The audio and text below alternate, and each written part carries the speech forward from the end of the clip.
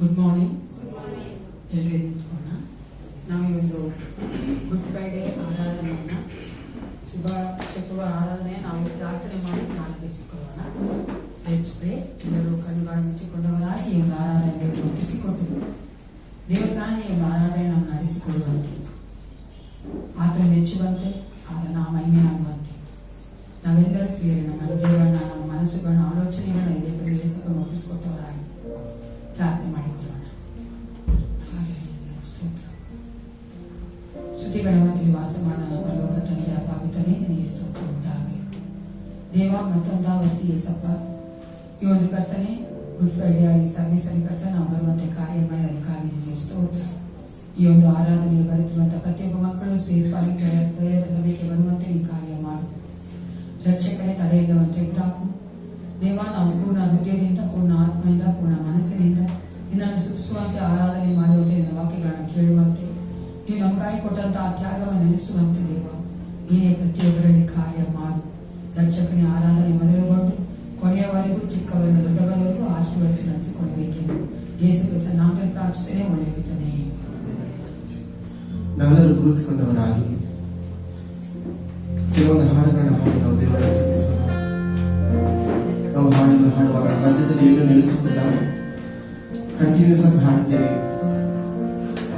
ನಾವು ಎಡಕ್ಕಾಗಲಿ ಬಲಕ್ಕಾಗಲಿ ನೋಡ್ಕೊಂಡು ಡಿಸ್ಟ್ರಾಕ್ಟ್ ಆಗೋದು ಬೇಡ. ನಮ್ಮನ್ನೇ ಸಂಪೂರ್ಣವಾಗಿ ಒಪ್ಪಿಸಿಕೊಂಡವರಾಗಿ, ಆತನನ್ನು ದೃಷ್ಟಿಸಿಕೊಂಡವರಾಗಿ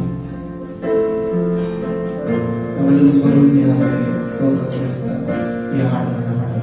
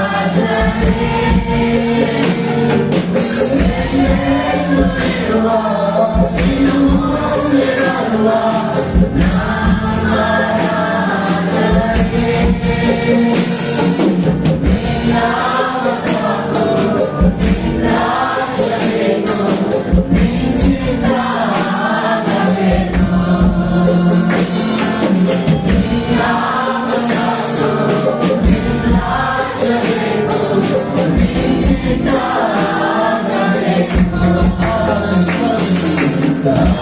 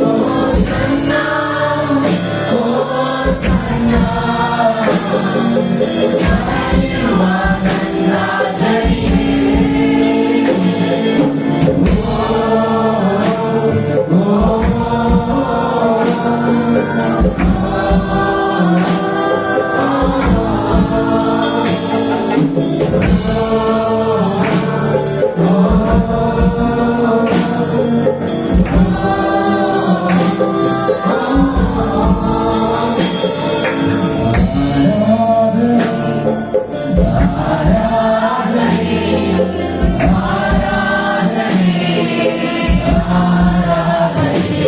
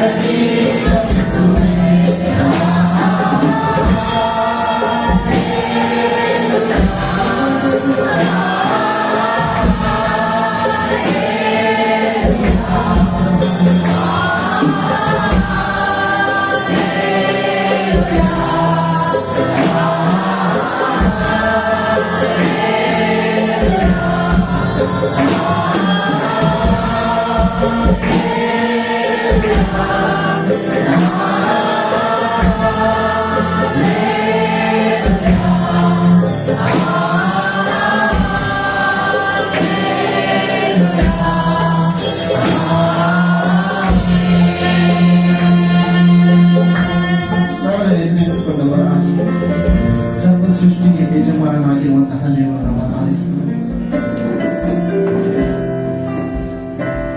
ರಕ್ಷಣೆಯು ನಿರೀಕ್ಷೆಯು ಆತನ ನಾಮದಿಂದಲೇ ನಾವೆಲ್ಲರೂ ಆತನ ನಾಮವನ್ನು ಸ್ವರವೃತ್ತಿ ಕೊಂಡಾಡಬೇಕು. ಅಪ್ಪ ನಿನಗೆ ಸ್ತೋತ್ರ ಸ್ವಾಮಿ, ನೀನು ಉನ್ನತನಾಗಿರುವಂತಹ ದೇವನಾಗಿರುವಂತಹ, ನೀನು ಸರ್ವಶಕ್ತನಾಗಿರುವಂತಹ ದೇವನಾಗಿದೆಯ ಸ್ವಾಮಿ, ನೀನು ಸರ್ವ ಅಧಿಕಾರಿಯಾಗಿರುವಂತಹ ದೇವನಾಗಿದೆಯ ಸ್ವಾಮಿ. ನಮ್ಮ ಪಾಪ ಪರಿಹಾರಕನು ನೀನೇ ರಾಜನೇ, ನಮ್ಮ ರೋಗಗಳನ್ನು ಸ್ವಾಮಿ ನೀಗಿಸುವಾತನು ನೀನೇ ಆಗಿದೆಯ ಸ್ವಾಮಿ. ಭೂಮಿ ಆಕಾಶಗಳು ಸ್ವಾಮಿ ನಶಿಸಿ ಹೋದರು, ನಿನ್ನ ವಾಕ್ಯಗಳು ಸ್ವಾಮಿ ಎಂದು ನಶಿಸಿ ಹೋಗದೇ ಇದ್ದೇನೆ.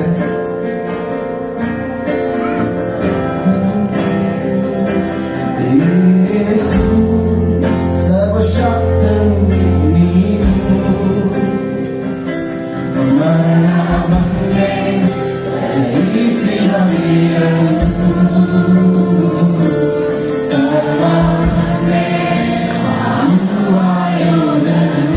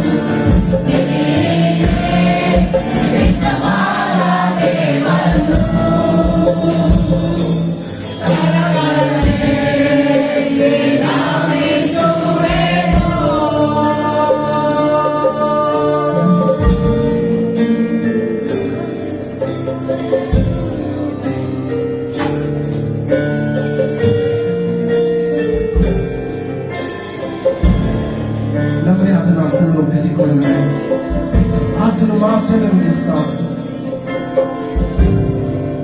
ಆತನೊಬ್ಬನೇ ಸತ್ಯ ದೇವರು, ನಿತ್ಯ ದೇವನಾಗಿದ್ದಾನೆ.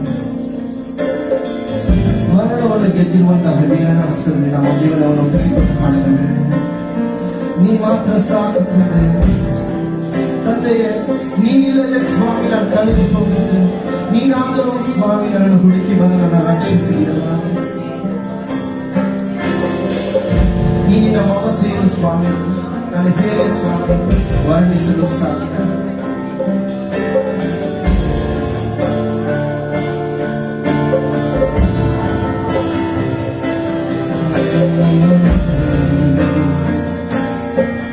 ನೀ ಮಾತ್ರ ಸಾಕು ಓ ಯೇಸುವೇ.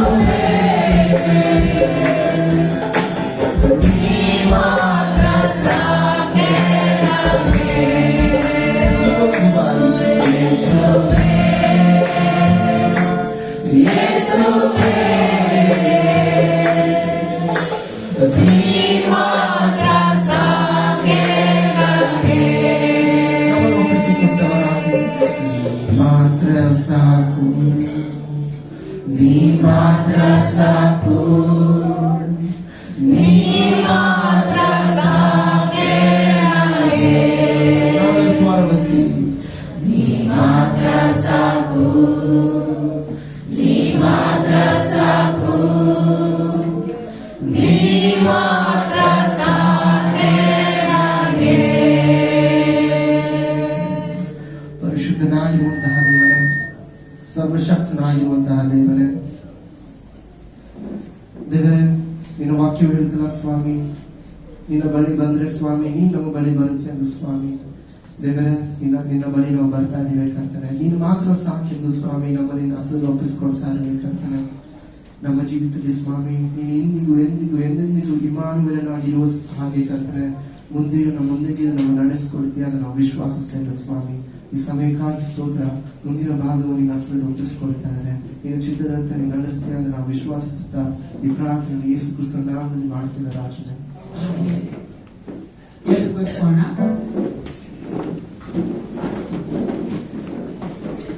ಈ ಒಂದು ವಿಶೇಷವಾದ ದಿನದಲ್ಲಿ ಸಂಡೇ ಸ್ಕೂಲ್ ಇರೋದಿಲ್ಲ. ಕಾಣಿಕೆ ತೆಗೆಯುವ ಸಮಯದಲ್ಲಿ ಒಂದು ಹಾಡನ್ನು ಹಾಡ್ಕೊಳ್ಳೋಣ.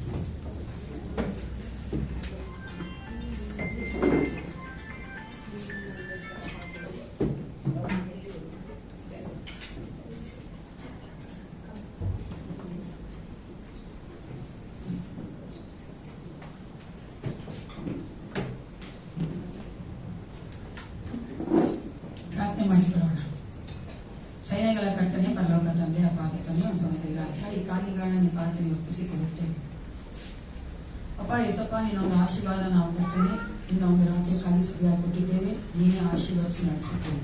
ಪ್ರತಿಯೊಬ್ಬರನ್ನ ಕರ್ತನೆ ನೀನೇ ಬಲಪಡಿಸಬೇಕೆಂದು ಯೇಸು ಕ್ರಿಸ್ತನ ನಾಮದಲ್ಲಿ ಪ್ರಾರ್ಥನೆ ಮಾಡಿಕೊಡ್ತೇನೆ.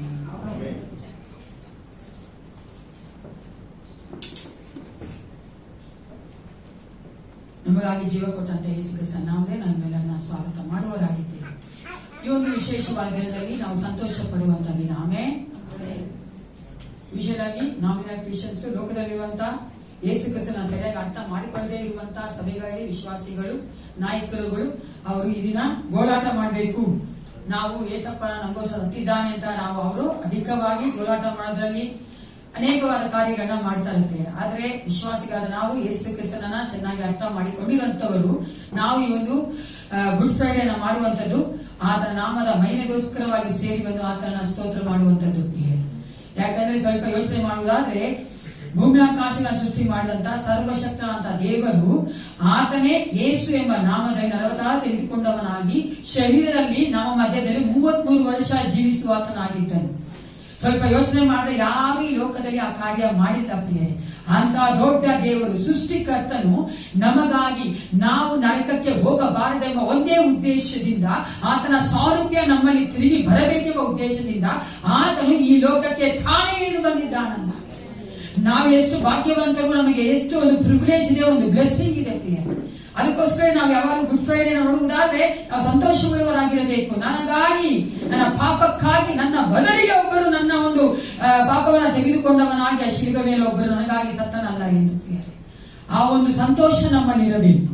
ಅದು ಮಾತ್ರವಲ್ಲ, ನನ್ನನ್ನ ತಿರುಗಿ ಕಳೆದುಕೊಂಡು ಹೋಗೋದಕ್ಕಾಗಿ ಯೇಸು ಕ್ರಿಸ್ತನು ತಿರುಗಿ ಬರುವ ಆತನಾಗಿದ್ದಾನೆ. ಆತನು ಮರಣವನ್ನ ಜಯಿಸಿದ ಆತನಾಗಿದ್ದಾನೆ. ಆತನ ಸಮಾಧಿ ನಾವು ನೋಡಕ್ಕೆ ಆಗಲ್ಲ, ಸಮಾಧಿ ಖಾಲಿಯಾಗಿದೆ ಪ್ರಿಯ. ಅದನ್ನ ನಾವು ಆಲೋಚನೆ ಮಾಡುವವರಾಗಿರಬೇಕು. ದುಃಖ ಪಡಬಾರ್ದು, ನಾವು ಸಂತೋಷ ಪಡಬೇಕು ಪ್ರಿಯ. ಎಷ್ಟು ದೊಡ್ಡ ಒಂದು ಕಾರ್ಯವನ್ನ, ಒಂದು ಆಶೀರ್ವಾದವನ್ನ ಯೇಸಪ್ಪ ನಮ್ಮ ಜೀವಿತದಲ್ಲಿ ಕೊಟ್ಟಿದ್ದಾರೆ. ಭಾನುವಾರದಂದು 31ನೇ ತಾರೀಕು ನಾವು ಈಸ್ಟರ್ ಒಂದು ಸರ್ವಿಸ್ ಇದೆ. 8:15 ಕೇಳಿಸ್ಕೊಳ್ಳಿ ಚೆನ್ನಾಗಿ ಹೇಳಿದ್ರು. ಎಷ್ಟು ಗಂಟೆಗೆ?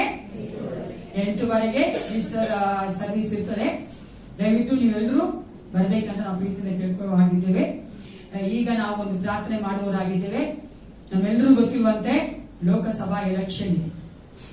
ಯಾಕಂದ್ರೆ ನಾನು ಪ್ರಾರ್ಥನೆ ಮಾಡ್ತಾ ಇದ್ದಾಗ ನನಗೆ ಬಂದಂತ ಒಂದು ಆಲೋಚನೆ, ನಾವು ಸೇರಿ ಬರ್ಬೇಕಾದ್ರೆ ಎಲ್ಲ ಸಮಯದಲ್ಲೂ ನಾವು ಎಲೆಕ್ಷನ್ಗೋಸ್ಕರ ಪ್ರಾರ್ಥನೆ ಮಾಡಬೇಕು ಅಂತ. ಆತನು ತಾನೇ ಯೇಸು ಕ್ರಿಸ್ತನು ತನ್ನ ಒಂದು ಮಹಿಮೆಗೋಸ್ಕರವಾಗಿ ಆತನ ಆಲೋಚನೆಯಂತೆ, ಆತನ ಚಿತ್ತಾನುಸಾರವಾಗಿ ನಮ್ಮ ಭಾರತ ದೇಶವನ್ನ ಆಳ್ವಿಕೆ ಮಾಡುವಂತೆ ಅಥವಾ ನೋಡಿಕೊಳ್ಳುವಂತೆ ಒಬ್ಬ ಪ್ರೈಮ್ ಮಿನಿಸ್ಟರ್ ನಮಗೆ ಕೊಡಬೇಕು. ಅದಕ್ಕೋಸ್ಕರ ಮಧ್ಯಲ್ಲಿರುವಂತಹ ಮಾರ್ಗರೆಟ್ ಸಿಸ್ಟರ್ ಅವರು ಈ ಒಂದು ಎಲೆಕ್ಷನ್ಗೋಸ್ಕರವಾಗಿ ಎಲ್ಲಾ ಕಾರ್ಯಗಳಲ್ಲಿ ದೇವರು ತಾನೇ ಇಂಟರ್ವ್ಯೂನ್ ಆಗಿ, ದೇವರು ಮಧ್ಯೆ ಪ್ರವೇಶಿಸಿದವನಾಗಿ ಎಲ್ಲಾ ಕಾರ್ಯವನ್ನು ಮಾಡಿಕೊಳ್ಳುವಂತೆ ಪ್ರಾರ್ಥನೆ ಮಾಡಿ ಕೇಳ್ಕೊಳ್ತೇನೆ. ಪರಿಶುದ್ಧನು ಅಗಮ್ಯವಾದ ಬೆಳಕಿನಲ್ಲಿ ವಾಸ ಮಾಡುವಾತನು, ಅಪ್ಪ ನನ್ನ ನಮ್ಮನ್ನು ಕರ್ತನೆ ನಿನ್ನ ಎಷ್ಟಾಗಿ ಪ್ರೀತಿಸಿ ನಮ್ಮೊಬ್ಬನೇ ಮಗನಲ್ಲಿ ಲೋಕಕ್ಕೆ ದಾರಿಯಾಗಿ ಕೊಟ್ಟಿದ್ದೇನಪ್ಪ. ಅದಕ್ಕಾಗಿ ನಿನಗೆ ಸ್ತೋತ್ರ ಮಾಡುವರಾಗಿದ್ದೇವೆ ರಾಜ.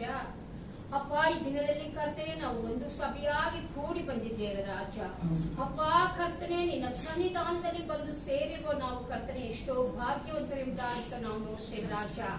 ದುಷ್ಟರ ಗುಡಾರಗಳಲ್ಲಿ ವಾಸಿಸುವುದಕ್ಕಿಂತ ನನ್ನ ದೇವರ ಆಲಯವನ್ನು ಕಾಯುವುದೇ ಲೇಸೆಂಬುದಾಗಿ ಕೀರ್ತನೆಗಾರನೇ ಹೇಳಿರೋ ಪ್ರಕಾರ ಕರ್ತನೆ ನಾವುಗಳ ಕರ್ತನೆ ಬೆಳಗಿನ ಸಮಯದಲ್ಲಿ ಸ್ವಾಮಿ ಅಪ್ಪ ಸ್ವಲ್ಪ ಹೊತ್ತು ವಿಶ್ರಾಂತಿ ಪಡೆದು ನಮ್ಮ ಜೀವನದ ಎಲ್ಲಾ ಕಷ್ಟ ದುಃಖಗಳಲ್ಲೂ ಹಾಗೂ ಹೋಗುಗಳನ್ನು ಕರ್ತನೆ ಅಪ್ಪ ಜೀವನದ ಎಲ್ಲಾ ಜಂಜಾಟಗಳಿಂದ ಸ್ವಲ್ಪ ಹೊತ್ತು ವಿಶ್ರಾಂತಿ ಪಡೆದು ನನ್ನ ರಕ್ಷಕನು, ವಿಮೋಚಕನು, ಒಡೆಯನು, ರಕ್ಷಕನು ಆದ ಅಪ್ಪ ನಿನ್ನನ್ನು ಹಾಡಿ ಅರಸಲು ಕೊಟ್ಟಂತ ಈ ಮಹಾಶ್ಲಾಘ್ಯ ಭಾಗ್ಯಕ್ಕಾಗಿ ನನಗೆ ಸ್ತೋತ್ರ ಮಾಡುತ್ತೇನೆ ರಾಜ. ಕರ್ತನೆ ಅಪ್ಪ ಎಲ್ಲೆಲ್ಲೂ ಸ್ವಾಮಿ ಕರ್ತನೆ ಅಪ್ಪ ನಾವು ನೋಡುವುದಾದರೆ ಸ್ವಾಮಿ ಲೋಕಸಭಾ ಚುನಾವಣೆಗಳಿಗಾಗಿ ಜನರು ಎಷ್ಟೋ ಹಾಹಾಕಾರದಿಂದ ಅಲೆದಾಡುತ್ತಿದ್ದಾರೆ ರಾಜ. ಅಪ್ಪ ಕರ್ತನೆ ನೀನಾದರೂ ನಿನ್ನ ಅನಾದಿ ಯೋಜನೆಯ ಮೇರೆಗೆ ಕರ್ತನೆ ನೀನು ಯಾವ ಅರಸರನ್ನು, ಅಧಿಕಾರಿಗಳನ್ನು ರಾಜ್ಯಕ್ಕೆ, ರಾಷ್ಟ್ರಕ್ಕೆ, ದೇಶಕ್ಕೆ ಬೇಕಾದಂತ ಕರ್ತನೆ ಅರಸರುಗಳನ್ನು, ಅಧಿಕಾರಿಗಳನ್ನು ನೇಮಿಸಿ ಇಟ್ಟಿರುವುದಕ್ಕಾಗಿ ಸ್ತೋತ್ರ ಮಾಡ್ತೇವೆ ರಾಜ. ಅಪ್ಪ ಯಾವುದೇ ಜನರು ಕರ್ತನೆ ಯಾವುದೊಂದು ಅಮಿಷಗಳಿಗೆ ಸೋತು ಹೋಗದೆ ಕರ್ತನೆ ಅಪ್ಪ ನಿನ್ನ ದೈವಿಕವಾದ ಜ್ಞಾನವುಳ್ಳವರಾಗಿ ಸ್ವಾಮಿ ಅಪ್ಪ ಒಳ್ಳೆ ರೀತಿಯಲ್ಲಿ ಮತದಾನ ಮಾಡಿ ಕರ್ತನೆ ಒಳ್ಳೆಯ ನಾಯಕರನ್ನು ನಾವು ಆರಿಸಿ ತೆಗೆದುಕೊಳ್ಳುವ ಹಾಗೆ ಅಪ್ಪ ನಿನ್ನ ಪರಲೋಕದ ಜ್ಞಾನವನ್ನು ನಮ್ಮೆಲ್ಲರಿಗೂ ಕೊಡಬೇಕಾಗಿ ಪ್ರಾರ್ಥಿಸಲಾಗಿದ್ದೇನೆ ರಾಜ.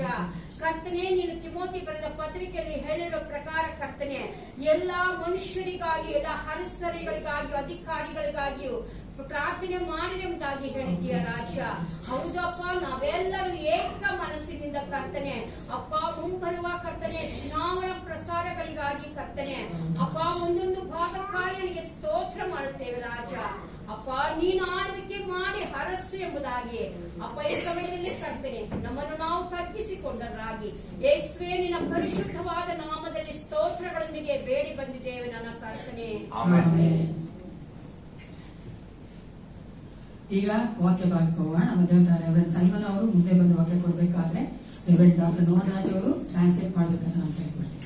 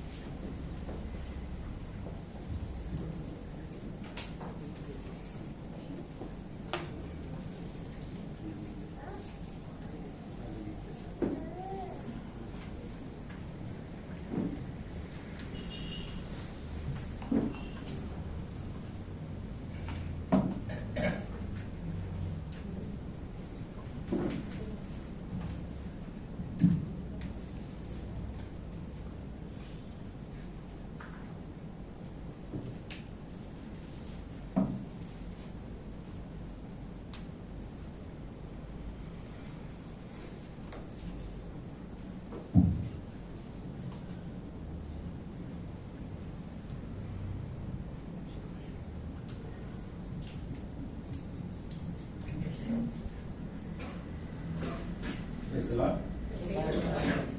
Pastor told us to be happy in the presence of the Lord. ಕರ್ತನ ಸಮ್ಮುಖದಲ್ಲಿ ನಾವು ಸಂತೋಷವಾಗಿರಬೇಕೆಂಬುದಾಗಿ ಪಾಸ್ಟರ್ ಹೇಳಿದ್ದಾರೆ. Looking at you, you look so sad. ನಿಮ್ಮನ್ನು ನೋಡುವಾಗ ದುಃಖದಲ್ಲಿದ್ದೀರಾ. We call this today as a Good Friday. ಇವತ್ತು ದಿನವನ್ನ ನಾವು ಶುಭ ಶುಕ್ರವಾರವೆಂಬುದಾಗಿ ಹೇಳುತ್ತೇವೆ. We also call this the Holy Friday. ಇದನ್ನು ನಾವು ಪವಿತ್ರ ಶುಕ್ರವಾರವೆಂಬುದಾಗಿಯೂ ಕೂಡ ಹೇಳುತ್ತೇವೆ. So this morning I want all of us to think about why God has to die for us while we were still sinners. ದೇವರು ನಮಗೋಸ್ಕರವಾಗಿ ಯಾಕೆ ಸಾಯಬೇಕಾಗಿತ್ತು ನಾವು ಪಾಪಿಗಳಾಗಿದ್ದಾಗಲೂ ಎಂಬುದಾಗಿ ನಾವು ಆಲೋಚನೆ ಮಾಡಬೇಕಾಗಿದೆ. So I want to give you a background of why Jesus came and died for our sins. ನಮ್ಮ ಪಾಪಗಳಿಗೋಸ್ಕರವಾಗಿ ಯೇಸು ಕ್ರಿಸ್ತನು ಯಾಕೆ ಬಂದು ಸತ್ತನು ಎಂಬುವಂತದರ ಹಿನ್ನೆಲೆಯನ್ನ ನಾನು ಹೇಳುವುದಕ್ಕಾಗಿ ಬಯಸುತ್ತೇನೆ. Apostle Paul help us to rethink about who we are and why we need Christ Jesus. ನಾವು ಯಾರಾಗಿದ್ದೇವೆ ಮತ್ತು ಯಾಕೆ ಯೇಸು ನಮಗೆ ಬೇಕು ಎಂಬುವಂತದನ್ನು ಅಪೊಸ್ತಲನಾದಂಥ ಪೌಲನು ನಮಗೆ ಆಲೋಚನೆ ಮಾಡುವುದಕ್ಕಾಗಿ ಹೇಳುವಂತವನಾಗಿದ್ದಾನೆ. In Romans chapter 3, he says that no one is righteous. ರೋಮಾಪುರದವರಿಗೆ ಬರೆದ ಪತ್ರಿಕೆ 3ನೇ ಅಧ್ಯಾಯದಲ್ಲಿ ನೋಡ್ತೇವೆ, ನೀತಿವಂತನು ಇಲ್ಲ, ಒಬ್ಬನಾದರೂ ಇಲ್ಲ ಎಂಬುದಾಗಿ ಹೇಳಲಾಗಿದೆ. So I will request Pastor Nonraj to read from chapter 3 verse 9 to 18. ನಾವು 9ನೇ ವಚನದಿಂದ ನೋಡಿಕೊಳ್ಳೋಣ. ರೋಮಾಪುರದವರಿಗೆ ಬರೆದ ಪತ್ರಿಕೆ 3ನೇ ಅಧ್ಯಾಯ 9ನೇ ವಚನದಿಂದ. ಹಾಗಾದರೆ ಏನು ಹೇಳಬೇಕು? ನಾವು ಅನ್ಯರಿಗಿಂತ ಉತ್ತಮ ಸ್ಥಾನದಲ್ಲಿದ್ದೇವೋ? ಎಷ್ಟು ಮಾತ್ರಕ್ಕೂ ಇಲ್ಲ. ಯಹೂದ್ಯರೇ ಆಗಲಿ ಗ್ರೀಕರೇ ಆಗಲಿ ಎಲ್ಲರೂ ಪಾಪಕ್ಕೆ ಒಳಬಿದ್ದವರೆಂದು ಮೊದಲೇ ತೋರಿಸಿಕೊಟ್ಟಿದ್ದೇವಲ್ಲ. ಇದು ಶಾಸ್ತ್ರದಲ್ಲಿ ಬರೆದಿರುವ ಮಾತುಗಳಿಗೆ ಸರಿಯಾಗಿದೆ. ಅವು ಯಾವುವೆಂದರೆ, ನೀತಿವಂತನೂ ಇಲ್ಲ, ಒಬ್ಬನಾದರೂ ಇಲ್ಲ, ತಿಳುವಳಿಕೆ ಉಳ್ಳವನು ಇಲ್ಲ, ದೇವರನ್ನು ಹುಡುಕುವವನು ಇಲ್ಲ, ಎಲ್ಲರೂ ದಾರಿ ತಪ್ಪಿ ನಡೆಯುತ್ತಾರೆ, ಎಲ್ಲರೂ ಕೆಲಸಕ್ಕೆ ಬಾರದವರಾದರೂ, ಒಳ್ಳೆಯದನ್ನು ಮಾಡುವವನು ಇಲ್ಲ, ಒಬ್ಬನಾದರೂ ಇಲ್ಲ. ಅವರ ಗಂಟಲು ತೆರೆದಿರುವ ಸಮಾಧಿಯಾಗಿದೆ. ಅವರು ನಾಲಿಗೆಯಿಂದ ವಂಚನೆಯ ಮಾತುಗಳನ್ನು ಆಡುತ್ತಾರೆ. ಅವರ ತುಟಿಗಳ ಹಿಂದೆ ಹಾವಿನ ವಿಷವದೆ. ಅವರ ಬಾಯಿ ಶಾಪದಿಂದಲೂ ಕ್ರೋಧದ ಮಾತುಗಳಿಂದಲೂ ತುಂಬಿಯದೆ. ಅವರ ಕಾಲುಗಳು ರಕ್ತವನ್ನು ಸುರಿಸಲು ಆತುರ ಪಡುತ್ತವೆ. ಅವರು ಹೋದ ದಾರಿಗಳಲ್ಲಿ ನಾಶ ಸಂಕಟಗಳು ಉಂಟಾಗುತ್ತವೆ. ಸಮಾಧಾನದ ಮಾರ್ಗವನ್ನೇ ಅರಿಯರು. ಅವರ ಕಣ್ಣೆದುರಿಗೆ ದೇವರ ಭಯವೇ ಇಲ್ಲ ಎಂಬುವುಗಳೇ. This is the situation of Paul's time. ಪೌಲನು ಈ ಒಂದು ಪರಿಸ್ಥಿತಿಯನ್ನು ನಮ್ಮ ವಿಷಯದಲ್ಲಿ ತಿಳಿಸುತ್ತಾನೆ. Do you think that we are far from what Paul is saying 2000 years ago? 2000 ವರ್ಷಗಳಿಂದ ಅಪೊಸ್ತಲನಾದಂಥ ಪೌಲನು ಹೇಳಿದಂತೆ ಈ ವಿಷಯಗಳಿಂದ ನಾವು ಹೊರತಾಗಿದ್ದೇವೋ? The Jewish people were always thinking that they are special people in the eyes of God. ದೇವರ ದೃಷ್ಟಿಯಲ್ಲಿ ಯಹೂದ್ಯರು ತಾವು ವಿಶೇಷವಾದಂತವರು ಎಂಬುದಾಗಿ ತಿಳ್ಕೊಂಡಂತವರಾಗಿದ್ದರು. God redeemed them from Egypt. ದೇವರು ಅವರನ್ನು ಐಗುಪ್ತ ದೇಶದಿಂದ ಬಿಡುಗಡೆ ಮಾಡಿದರು. When God redeemed them from Egypt, there is a one single condition, that I am your God and the salvation is available to all those who pray and seek God. ದೇವರು ಒಂದು ಷರತ್ತಿನ ಮೇಲೆ ಅವರನ್ನು ಬಿಡುಗಡೆ ಮಾಡಿದನು. ನಾನೇ ದೇವರು ಮತ್ತು ನನ್ನನ್ನು ಹುಡುಕುವಂತವರಿಗೂ ಪ್ರಾರ್ಥಿಸುವಂತವರಿಗೂ ನಾನು ದೊರಕುತ್ತೇನೆ ಎಂಬುವಂತಹ ಉದ್ದೇಶದಿಂದ. They were in the slavery. ಅವರು ಗುಲಾಮರಾಗಿದ್ದರು. You may be thinking that they are in slavery of working for Pharaoh for 13 hours per day. 13 ತಾಸುಗಳ ಸಮಯ ಅವರು ಫರೋಹನ ಅರಸನಿಗೋಸ್ಕರವಾಗಿ ಕೆಲಸ ಮಾಡ್ತಾ ಇದ್ದರು. Many of us work more time today. ನಾವು ಕೂಡ ಈ ದಿವಸಗಳಲ್ಲಿ ಹೆಚ್ಚು ಸಮಯ ಕೆಲಸ ಮಾಡುತ್ತೇವೆ. So we are not slave of our work. ಆದರೆ ನಾವು ನಮ್ಮ ಕೆಲಸಗಳಿಗೆ ದಾಸರಲ್ಲ. What we see back in Egypt is they are slave of sin and death. ಅವರು ಐಗುಪ್ತ ದೇಶದವರನ್ನ ದೇಶದಲ್ಲಿದ್ದಾಗ ನೋಡುವುದಾದ್ರೆ ಅವರು ಪಾಪಕ್ಕೂ ಮತ್ತು ಗುಲಾಮತನರಾಗಿದ್ದರು ಎಂಬುದಾಗಿ. And at one time they forgotten who Joseph was in Egypt. So ಒಂದು ಸಮಯದಲ್ಲಿ ಅವರು ಐಗುಪ್ತ ದೇಶದಲ್ಲಿದ್ದಂತ ಯೋಸೆಫ್ನು ಯಾರು ಎಂಬುವಂತದನ್ನ ಮರೆತು ಬಿಟ್ಟರು. And the Pharaoh did not know who Joseph was. ಫರೋಹನಿಗೂ ಕೂಡ ಯೋಸೆಫ್ನು ಯಾರು ಎಂಬುದಾಗಿ ಗೊತ್ತಾಗಲಿಲ್ಲ. So the glorious time during the time of Joseph was gone. ಯೋಸೆಫ್ನಿದ್ದಂತ ಆ ಮಹಿಮೆಯ ಸಮಯ ಮುಗಿದು ಹೋಯಿತು. And do you remember that they named him Sarvanath Panega, that means you are the redeemer of the world. So ಆ ಸಮಯದಲ್ಲಿ ಅವರು ನೀನೇ ನಮ್ಮ ರಕ್ಷಕನು ಎಂಬುದಾಗಿ ವಿಮೋಚಕನು ಎಂಬುದಾಗಿ ಹೇಳುವಂತವರಾಗಿದ್ದರು. So that's a name the Egyptian name gave to Joseph. ಅದು ಯೋಸೆಫ್ನಿಗೆ ಐಗುಪ್ತ ದೇಶದಿಂದ ಕೊಡಲ್ಪಟ್ಟಂತ ಹೆಸರಾಗಿತ್ತು. So God was thinking about people even before the people were thinking about God. So ದೇವರ ವಿಷಯದಲ್ಲಿ ಜನರು ಆಲೋಚನೆ ಮಾಡೋದಕ್ಕಿಂತ ಮುಂಚೆ ದೇವರು ಅವ್ರ ಬಗ್ಗೆ ಆಲೋಚನೆ ಮಾಡುವಂತವನಾಗಿದ್ದನು. So one time they started praying to God and realizing that they are sinners and they prayed to God. ಒಂದೊಂದು ಸಮಯದಲ್ಲಿ ಅವರು ನಾವು ಪಾಪಿಗಳಾಗಿದ್ದೇವೆ ಎಂಬುದನ್ನು ಅರಿತುಕೊಂಡಂತವರಾಗಿ ದೇವರ ಸಮ್ಮುಖದಲ್ಲಿ ಪ್ರಾರ್ಥನೆ ಮಾಡಿದರು. They had no problem of working for 12 hours. So 12 ಗಂಟೆಗಳ ಕಾಲ ಕೆಲಸ ಮಾಡುವುದಕ್ಕೆ ಅವರಿಗೆ ಸಮಸ್ಯೆ ಇರಲಿಲ್ಲ. They were not problem of losing the 2 years old son in Egypt. So 2 ವರ್ಷದ ಬಾಲಕರನ್ನ ಐಗುಪ್ತ ದೇಶದಲ್ಲಿ ಕಳೆದುಕೊಂಡದಕ್ಕೆ ಸಮಸ್ಯೆ ಇರಲಿಲ್ಲ. And they had no problem of being subjected and under the Pharaoh's rule. ಫರೋಹನ ಆಡಳಿತದಲ್ಲಿ ಅವರು ಪ್ರಜೆಗಳಾಗಿದ್ದಕ್ಕಾಗಿ ಸಮಸ್ಯೆ ಇರಲಿಲ್ಲ. But what they forgotten is the covenant they made with the living God. ಆದ್ರೆ ಅವರು ಮರೆತದ್ದು ಏನು ಅಂತ ಹೇಳಿದ್ರೆ ಜೀವಸ್ವರೂಪನಾದ ದೇವರೊಂದಿಗೆ ಮಾಡಿಕೊಂಡಂತ ಒಡಂಬಡಿಕೆಯನ್ನ. So when you are disobeying the covenant you made with God, you disobey God and you keep distance from Him. ದೇವರೊಂದಿಗೆ ಮಾಡಿಕೊಂಡಂತ ಒಡಂಬಡಿಕೆಗೆ ಯಾವಾಗ ನಾವು ಅವಿಧೇಯರಾಗುತ್ತೇವೋ ಆಗ ನಾವು ದೇವರಿಂದ ದೂರವಾಗುತ್ತೇವೆ. So the slavery in Egypt is beyond the working hours. ಐಗುಪ್ತದಲ್ಲಿರ್ತಕ್ಕಂಥ ಗುಲಾಮತನ ಅದು ಸಮಯ ಮೀರಿ ಕೆಲಸ ಮಾಡುವಂತದ್ದಾಗಿತ್ತು. And they had no idea about Yahweh who redeemed them. So ಯೆಹೋವನು ಅನ್ನತಕ್ಕಂಥವನು ತಮ್ಮನ್ನು ವಿಮೋಚಿಸಿದವನು ಯಾರೆಂಬುದನ್ನು ಅವರು ತಿಳಿದಿರಲಿಲ್ಲ.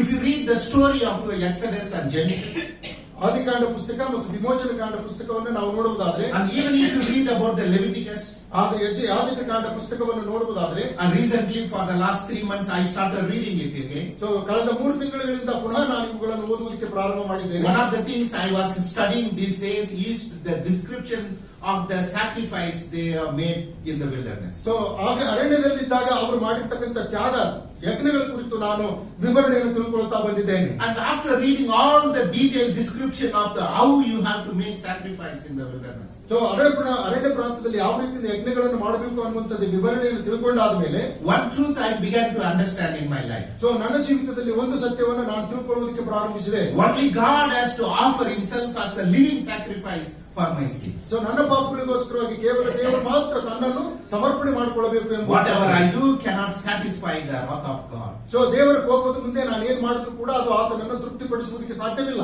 If you have time, read Genesis, Exodus and Leviticus. So ನಿಮಗೆ ಸಮಯ ಇದ್ರೆ ಆದಿಕಾಂಡ, ವಿಮೋಚನ ಕಾಂಡ, ಲೇವಿಯ, ಯಾಜಕ ಕಾಂಡ ಪುಸ್ತಕಗಳನ್ನು ಓದ್ರಿ. God give them a detailed description of how they have to build an altar to God. ದೇವರಿಗೆ ಯಜ್ಞವೇದಿಯನ್ನು ಯಾವ ರೀತಿಯಿಂದ ಕಟ್ಟಬೇಕು ಅನ್ನುವಂಥದ್ದು ಕುರಿತು ಅಲ್ಲಿ ವಿವರಿಸಿದ್ದಾನೆ. And which direction they have to build. ಯಾವ ಒಂದು ದಿಕ್ಕಿನಲ್ಲಿ ಅವರು ಕಟ್ಟಬೇಕೆಂಬುದಾಗಿ ಕೂಡ ತಿಳಿಸಿದ್ದಾನೆ. What wood they have to use. ಯಾವ ಮರವನ್ನ ಉಪಯೋಗಿಸಬೇಕೆಂಬುದಾಗಿ, What metal they have to shape. ಯಾವ ಒಂದು ಸಾಮಗ್ರಿಗಳನ್ನು ಉಪಯೋಗಿಸಬೇಕೆಂಬುದಾಗಿ, What Aaron and his sons have to do it. Aaron ಮತ್ತು ಅವನ ಮಕ್ಕಳು ಏನ್ ಮಾಡಬೇಕೆಂಬುವಂತದ್ದನ್ನು ಹೇಳಿದ್ದಾನೆ. How perfect the sacrifice object to be. So ಆ ಒಂದು ಯಜ್ಞಕ್ಕೆ ಸಂಬಂಧಪಟ್ಟಂತ ವಿಷಯ ಯಾವ ರೀತಿಯಿಂದ ಪರಿಪೂರ್ಣವಾಗಿರಬೇಕೆಂಬುದಾಗಿ ಹೇಳಿದ್ದಾನೆ. So there are details of description of how you have to offer sacrifice. ಯಾವ ರೀತಿಯಿಂದ ಯಜ್ಞಗಳನ್ನು ಅರ್ಪಿಸಬೇಕು ಅನ್ನುವಂಥದ್ದು ಕುರಿತು ಸಂಪೂರ್ಣವಾದಂತ ವಿವರಣೆ ಬರೆಯಲಾಗಿದೆ. And there are also details of when you have to bring the offering.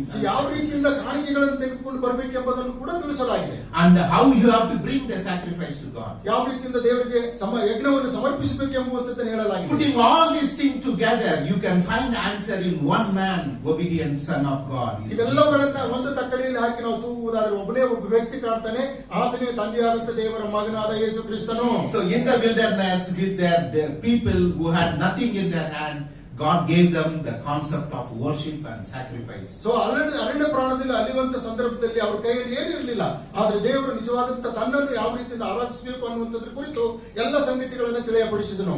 I was reading on how much of gold they spent in creating a statue there. ಅಲ್ಲಿ ಒಂದು ವಿಗ್ರಹವನ್ನ ತಯಾರು ಮಾಡುವುದಕ್ಕಾಗಿ ಎಷ್ಟು ಬಂಗಾರವನ್ನ ಖರ್ಚು ಮಾಡಿದ್ರು ಎಂಬುವಂತದ್ರ ಕುರಿತು ನಾನು ಆಲೋಚನೆ ಮಾಡ್ತಾ ಇದ್ದೆ. Can you guess? ನೀವು ಆಲೋಚನೆ ಮಾಡ್ತೀರಾ? ಸ್ವಲ್ಪ ಊಹಿಸ್ತೀರಾ? There are 6 tons of gold used to erect your God against the covenant of Yahweh. ದೇವರ ಒಡಂಬಡಿಕೆಗೆ ವಿರುದ್ಧವಾಗಿ ಅವರು ಒಂದು ವಿಗ್ರಹವನ್ನು ಮಾಡುವುದಕ್ಕಾಗಿ 6 ಟನ್ನುಗಳಷ್ಟು ಬಂಗಾರವನ್ನ ಖರ್ಚು ಮಾಡಿದರು. The same people in Romans during time of Jesus and Paul, they were so proud that they are the children of God. So ರೋಮಾಪುರದವರಿಗೆ ಬರೆದ ಪತ್ರಿಕೆಯಲ್ಲಿ ಅಥವಾ ಅಪೊಸ್ತಲನಾದ ಪೌಲನ ಕಾಲದಲ್ಲಿ ಅವರು ಹೇಳ್ತಾರೆ, ನಾವು ದೇವರ ಮಕ್ಕಳಾಗುವುದಕ್ಕಾಗಿ ಎಷ್ಟೋ ಭಾಗ್ಯವಂತರು ಎಂಬುದಾಗಿ ತಿಳಿಸ್ತಾ ಇದ್ದಾರೆ. And today, friends, the church, I want to tell you that how proud we are in our spiritual life. ನಾವು ನಮ್ಮ ಆತ್ಮಿಕ ಜೀವಿತದಲ್ಲಿ ಸಭೆಯವರೇ ನಾವು ಎಷ್ಟು ಗರ್ವವುಳ್ಳವರಾಗಿದ್ದೇವೆ ಎಂಬುವಂತದ್ದನ್ನು ಆಲೋಚನೆ ಮಾಡೋಣ. We judge people. ನಾವು ಜನರಿಗೆ ತೀರ್ಪು ಮಾಡ್ತೇವೆ. We think about other denominations. So ಇನ್ನು ಬೇರೆ ಡಿನಾಮಿನೇಷನ್ಗಳ ಬಗ್ಗೆ ಆಲೋಚನೆ ಮಾಡ್ತೇವೆ. We think about the way they are worshiping God. ಅವರು ಯಾವ ರೀತಿಯಿಂದ ದೇವರನ್ನು ಆರಾಧನೆ ಮಾಡ್ತಾರೆ ಎಂಬುವಂತದ್ರ ಕುರಿತು ಆಲೋಚನೆ ಮಾಡ್ತೇವೆ. We think about the dress they wear. ಅವರು ಹಾಕಿಕೊಳ್ಳುವಂತ ಉಡುಪುಗಳ ಬಗ್ಗೆ ಆಲೋಚನೆ ಮಾಡ್ತೇವೆ. We think many things, and we think that we are so perfect and we are proud in front of God to offer sacrifice. But on the contrary, we become subject to the wrath of God. ದೇವರ ಸಮ್ಮುಖದಲ್ಲಿ ನಾವು ನಿಂತುಕೊಂಡಂತವರಾಗಿ ಆತನನ್ನು ಆರಾಧಿಸುವುದಕ್ಕೋಸ್ಕರ ಎಷ್ಟು ಭಾಗ್ಯವಂತರು, ಎಷ್ಟು ಹೆಮ್ಮೆ ಪಡ್ತಕ್ಕಂಥವ್ರು ಎಂಬುದಾಗಿ ನೋಡ್ತೇವೆ. ಆದ್ರೆ ಅದಕ್ಕೆ ವಿರುದ್ಧವಾಗಿ ನಾವು ದೇವರಿಗೆ ಎಷ್ಟು ಕೋಪ ಬರೆಸ್ತಕ್ಕಂಥವರಾಗಿದ್ದೇವೆ ಎಂಬುದಾಗಿ ಕೂಡ ಅರ್ಥ ಮಾಡಿಕೊಳ್ಬೇಕು. So when I was teaching in the Bible college, one student asked me this question. So ಸತ್ಯವೇದ ಕಾಲೇಜಿನಲ್ಲಿ ಕಲಿಸುವಾಗ ಒಬ್ಬ ವಿದ್ಯಾರ್ಥಿ ಒಂದು ಪ್ರಶ್ನೆಯನ್ನು ಕೇಳಿದನು. And in which church the Holy Spirit is really there? ಯಾವ ಸಭೆಯಲ್ಲಿ ನಿಜವಾಗಿಯೂ ಪರಿಶುದ್ಧಾತ್ಮನಿದ್ದಾನೆ ಎಂಬುದಾಗಿ. Then I asked the question back to you. What do you think? So ಅವರಿಗೆ ನಾನು ಮತ್ತೆ ತಿರುಗಿ ಪ್ರಶ್ನೆ ಕೇಳಿದೆ, ನೀವು ಅದರ ಬಗ್ಗೆ ಆಲೋಚನೆ ಮಾಡಿ ಎಂಬುದಾಗಿ. And he told me, only in my church. ಅವ್ರು ಹೇಳಿದ್ರು ನನ್ನ ಸಭೆಯಲ್ಲಿ ಮಾತ್ರ ಎಂಬುದಾಗಿ. Then I asked him, who told you this? ಅದು ನಿನಗೆ ಯಾರಪ್ಪ ಇದನ್ನು ಹೇಳಿದ್ರು ಅಂತ My ಕೇಳಿದೆ. pastor told me that we are the only church who will go to heaven. So ನಮ್ಮ ಪಾಸ್ಟರ್ ಹೇಳಿದ್ರು ನಮ್ಮ ಸಭೆಯವರು ಮಾತ್ರ ನಾವು ಪರಲೋಕಕ್ಕೆ ಹೋಗ್ತೇವೆ ಎಂಬುದಾಗಿ. Then I asked him the question, do you think that Francis Xavier came to Goa and there are 1,60,000 people received Christ? So ಗೋವಾಕ್ಕೆ Francis Xavier ಅವರು ಬಂದಾಗ 1,60,000 ಜನ ಯೇಸುವನ್ನು ಅಂಗೀಕರಿಸಿಕೊಂಡ್ರು ಎಂಬುದಾಗಿ ಹೇಳ್ತೀಯಾ? Is it not the ministry? Do you think the Holy Spirit was guiding him to do this? So ಪರಿಶುದ್ಧಾತ್ಮ ದೇವರು ಅವನಿಗೆ ಸೇವೆ ಮಾಡುವುದಕ್ಕಾಗಿ ಮಾರ್ಗದರ್ಶನ ಮಾಡಿದನು ಎಂಬುದಾಗಿ ನೆನೆಸ್ತೀಯಾ? So I told him, don't be judge of anything, only allow God to judge people in heaven. So ಬೇರೆ ಯಾರಿಗೂ ಕೂಡ ನೀವು ತೀರ್ಪು ಮಾಡದೆ ದೇವರಿಗೆ ಮಾತ್ರ ಜನರಿಗೆ ತೀರ್ಪು ಮಾಡೋದಕ್ಕಾಗಿ ಬಿಡ್ರಿ ಎಂಬುದಾಗಿ. I also told him that don't spend your time in judging people, but spend your time in understanding God and communicate the gospel to other people. ಜನರಿಗೆ ತೀರ್ಪು ಮಾಡುವುದಕ್ಕಾಗಿ ಸಮಯವನ್ನು ವ್ಯರ್ಥ ಮಾಡದೆ ದೇವರ ಸನ್ನಿಧಾನದಲ್ಲಿ ಕುಳಿತುಕೊಂಡು ಆತನನ್ನು ತಿಳ್ಕೊಳ್ಳುವುದಕ್ಕಾಗಿ ದೇವರು ಯಾವ ರೀತಿಯಿಂದ ಜನರನ್ನು ಪ್ರೀತಿ ಮಾಡ್ತಾನೆ ಎಂಬುದನ್ನು ಅರ್ಥ ಮಾಡಿಕೊಳ್ಳುವುದಕ್ಕಾಗಿ ಭಯ ಮಾಡು ಎಂಬುದಾಗಿ. I always tell him that don't make gospel complicated to people. ಜನರಿಗೆ ಸುವಾರ್ತೆಯನ್ನ ಕಷ್ಟಕರವಾಗಿ ಮಾಡಬಾರದು ಎಂಬುದಾಗಿ ತಿಳಿಸಿದೆ. Gospel is so simple, ಸುವಾರ್ತೆ ಅನ್ನುವಂಥದ್ದು ಬಹಳ ಸರಳವಾದಂತದ್ದಾಗಿದೆ, but it's very costly. ಆದ್ರೆ ಇದು ಬಹಳ ಬೆಲೆ ಉಳ್ಳಂತದ್ದಾಗಿದೆ. So our job is to deliver the God's greatest gift to people who are love Him. ಜನರಿಗೆ ನಾವು ದೇವರ ಅತ್ಯಮೂಲ್ಯವಾಗಿರ್ತಕ್ಕಂಥ ಉಡುಗೊರೆಯನ್ನ ಪ್ರಸ್ತುತಪಡಿಸಬೇಕಾಗಿದೆ. If you read the ministry of Jesus Christ and Paul and the apostles, so ಅಪೊಸ್ತಲನಾದಂತ ಪೌಲನ, ಯೇಸು ಕ್ರಿಸ್ತನ ಮತ್ತು ಶಿಷ್ಯರ ಸೇವೆಯ ಕುರಿತು ನಾವು ಆಲೋಚನೆ ಮಾಡುವುದಾದ್ರೆ, yes, in this chapter of Romans chapter 3, Paul takes the liberty to talk about the Jewish people. ಯಹೂದ್ಯರ ಕುರಿತಾಗಿ ಅಪೊಸ್ತಲನಾದಂತ ಪೌಲನು ರೋಮಪತ್ರಿಕೆ 3ನೇ ಅಧ್ಯಾಯದಲ್ಲಿ ಮಾತಾಡುವುದಕ್ಕೆ ಸ್ವತಂತ್ರನಾಗಿದ್ದಾನೆ. And he did talk about how wicked we are in front of God's hand. ದೇವರ ಸನ್ನಿಧಾನದಲ್ಲಿ ನಾವು ಎಷ್ಟು ಅಪರಾಧಿಗಳೆಂಬುದನ್ನು ತಿಳಿಸಿಕೊಡ್ತಾ ಇದ್ದಾನೆ. And Jesus even told that you are like a cemetery, whitewashed stone. ಯೇಸು ಸ್ವಾಮಿ ಕೂಡ ಅವರಿಗೆ ತಿಳಿಸ್ತಾ ಇದ್ದಾನೆ, ನೀವು ಸುಣ್ಣ ಹಚ್ಚಿದ ಸಮಾಧಿಗೆ ಸಮಾನರು ಎಂಬುವಂತದ್ದನ್ನ. Yes, they did took the liberty to talk to people and tell them how wicked they are. So ಜನರಿಗೆ ಮಾತಾಡುವುದಕ್ಕೋಸ್ಕರ ಎಷ್ಟು ಕೆಟ್ಟವರು, ಎಷ್ಟು ಅಪರಾಧಿಗಳು ಎಂಬುದಾಗಿ ಹೇಳುವುದಕ್ಕೆ ಸ್ವತಂತ್ರರಾಗಿದ್ದಾರಾದರೂ, But they never condemned the law they received from Moses. ಆದರೆ ಮೋಶೆಯಿಂದ ಪಡ್ಕೊಂಡಿರ್ತಕ್ಕಂಥ ಧರ್ಮಶಾಸ್ತ್ರವನ್ನು ಅವರು ಯಾವತ್ತೂ ಖಂಡಿಸಲಿಲ್ಲ. the Mosaic law is the Old Testament law So, instruction. ಮೋಶೆಯ ಧರ್ಮಶಾಸ್ತ್ರವು ಅದು ಹಳೆ ಒಡಂಬಡಿಕೆ ನಿಯಮವಾಗಿದೆ. So we are now in the New Testament time. ಆದ್ರೆ ನಾವು ಹೊಸ ಒಡಂಬಡಿಕೆ ಕಾಲದಲ್ಲಿದ್ದೇವೆ. I always ask the question, why I need a Old Testament when I am in the New Testament? ನಾನು ಹೊಸ ಒಡಂಬಡಿಕೆಯಲ್ಲಿ ಇರಬೇಕಾದ್ರೆ ನನಗಾಗಿ ಹಳೆ ಒಡಂಬಡಿಕೆ ನಿಯಮಗಳು ಬೇಕು ಎಂಬುದಾಗಿ ಪ್ರಶ್ನೆ ಮಾಡ್ತೇವೆ. Paul and Jesus used the law. They told him the law will expose to you who you are. So ಅಪೊಸ್ತಲನಾದಂತ ಪೌಲನಾಗಲಿ ಯೇಸು ಕ್ರಿಸ್ತನಾಗಲಿ ಧರ್ಮಶಾಸ್ತ್ರವನ್ನು ತೆಗೆದುಕೊಂಡು ಹೇಳುವಂತ ಅರ್ಥ ಯಾವ ರೀತಿಯಿಂದ ಈ ಧರ್ಮಶಾಸ್ತ್ರ ನಮ್ಮನ್ನು ಕುರಿತು ತಿಳಿಸುತ್ತದೆ ಎಂಬುದಾಗಿ. If you look at the entire Bible and ministry of Jesus Christ and Paul, they will tell that law will expose you who you are. So ಅಪೊಸ್ತಲನಾದಂತ ಪೌಲನು ಮತ್ತು ಕರ್ತನಾದಂತ ಯೇಸು ಕ್ರಿಸ್ತನು ಮಾಡಿರ್ತಕ್ಕಂಥ ಪರಿಪೂರ್ಣ ಸೇವೆಯಲ್ಲಿ ಧರ್ಮಶಾಸ್ತ್ರ ಯಾವ ರೀತಿಯಿಂದ ನಮ್ಮನ್ನ ತಿಳಿಯಪಡಿಸುತ್ತದೆ ಎಂಬುದನ್ನು ವ್ಯಕ್ತಪಡಿಸಿದ್ದಾರೆ. So the law, the Mosaic law is like a mirror that will show you how wicked we are. So ಧರ್ಮಶಾಸ್ತ್ರವು ಒಂದು ಕನ್ನಡಿ ತರ ಇದೆ, ನಾವು ಯಾವ ರೀತಿಯಿಂದ ದುಷ್ಟರಾಗಿದ್ದೇವೆ ಎಂಬುದನ್ನು ಅದು ತೋರಿಸುತ್ತದೆ. So by following the law, you cannot be made righteous. So ನಾವು ಧರ್ಮಶಾಸ್ತ್ರವನ್ನು ಅನುಸರಿಸುವುದರ ಮೂಲಕವಾಗಿ ನೀತಿವಂತರಾಗುವುದಿಲ್ಲ. They did not say that you should not follow the law. ಆದ್ರೆ ಅವರು ಧರ್ಮಶಾಸ್ತ್ರವನ್ನು ನೀವು ಅನುಸರಿಸಬಾರದು ಎಂಬುದಾಗಿ ಹೇಳ್ತಾ ಇಲ್ಲ. If you are thinking that I am going to the temple every week and I am praying 5 times a day, I am giving an offering, I am sacrificing, so I am righteous man and ನಾನು righteous. ಪ್ರತಿ ವಾರವೂ ಕೂಡ ಸಭೆಗೆ ಹೋಗುವುದರ ಮೂಲಕವಾಗಿ, ಕಾಣಿಕೆ ಕೊಡುವುದರ ಮೂಲಕವಾಗಿ, ಉಪವಾಸ ಮಾಡುವುದರ ಮೂಲಕವಾಗಿ ನೀತಿವಂತನಾಗುತ್ತೇನೆ ಎಂಬುದಾಗಿ ಹೇಳ್ತೀರಿ. But Jesus and Paul gave the new meaning to the law. ಆದ್ರೆ ಅಪೊಸ್ತಲನಾದಂತ ಪೌಲನು ಹಾಗೂ ಕರ್ತನಾದಂತ ಯೇಸು ಕ್ರಿಸ್ತನು ಧರ್ಮಶಾಸ್ತ್ರಕ್ಕೆ ಒಂದು ಹೊಸ ಅರ್ಥವನ್ನು They ಕೊಟ್ಟಿದ್ದಾರೆ. said law is good. ಧರ್ಮಶಾಸ್ತ್ರ ಒಳ್ಳೆಯದು, It will tell you who you are. ಅದು ನೀವು ಯಾರೆಂಬುದಾಗಿ ತಿಳಿಸುತ್ತದೆ, It will expose your sin. ನಿಮ್ಮ ಪಾಪಗಳನ್ನು ಎತ್ತಿ ತೋರಿಸುತ್ತದೆ. But law cannot deliver you from the clutches of sin. ಆದ್ರೆ ಧರ್ಮಶಾಸ್ತ್ರವು ನಿಮ್ಮನ್ನು ಪಾಪದ ಬಂಧನದಿಂದ ಬಿಡಿಸುವುದಕ್ಕೆ It is the ಸಾಧ್ಯವಿಲ್ಲ. grace of God, Jesus Christ, that will redeem you and ಆದ್ರೆ give you ಕರ್ತನಾದಂತ salvation. ಯೇಸು ಕ್ರಿಸ್ತನು ತನ್ನ ಕೃಪೆಯಿಂದ ನಮ್ಮನ್ನು ಬಿಡಿಸ್ತಾನೆ. Hallelujah. It was difficult for Jewish people to take it. ಇದನ್ನ ಸ್ವೀಕರಿಸಿಕೊಳ್ಳುವುದಕ್ಕಾಗಿ ಯಹೂದ್ಯರಿಗೆ ಬಹಳ ಕಷ್ಟಕರವಾಯಿತು. You know, we are not too far from the Jewish people. ನಾವು ಯಹೂದ್ಯರಿಗಿಂತಲೂ ದೂರ ಏನಿಲ್ಲ. We are so spiritually pride. ನಾವು ಆತ್ಮಿಕವಾಗಿ ಬಹಳ ಗರ್ವಿಷ್ಠರಾಗಿದ್ದೇವೆ. We think that whatever I am doing is the right and this is the way of God, rather than going to God and kneeling down and surrender our life to tell Him that Lord, I have come and surrender my life to you. ನಾವು ಏನ್ ಮಾಡ್ತಾ ಇದ್ದೀವೋ ಅದು ಸರಿಯಾದಂತದ್ದಾಗಿದೆ. ಕರ್ತನ ಸಮ್ಮುಖದಲ್ಲಿ ಹೋಗಿ ನಾವು ಆತನಿಗೆ ಸಮರ್ಪಣೆ ಮಾಡಿಕೊಂಡಂತವರಾಗಿ ಕರ್ತನಿಗೆ ನಿನ್ನನ್ನು ಸ್ತುತಿಸ್ತೇವೆ, ಆರಾಧನೆಯಾಗಿ ಒಪ್ಪಿಸಿಕೊಳ್ತಾ ಇದ್ದೇವೆ. God taught them this new covenant of love from the very beginning of this. So ಈ ಒಂದು ಧರ್ಮಶಾಸ್ತ್ರದಲ್ಲಿರ್ತಕ್ಕಂಥ ಹೊಸ ನಿಯಮಗಳನ್ನ ಕರ್ತನು ಪ್ರಾರಂಭದಿಂದಲೇ ತಿಳಿಸ್ತಾ ಇದ್ದಾನೆ. If you have a time, you list out how many times we rebelled against God.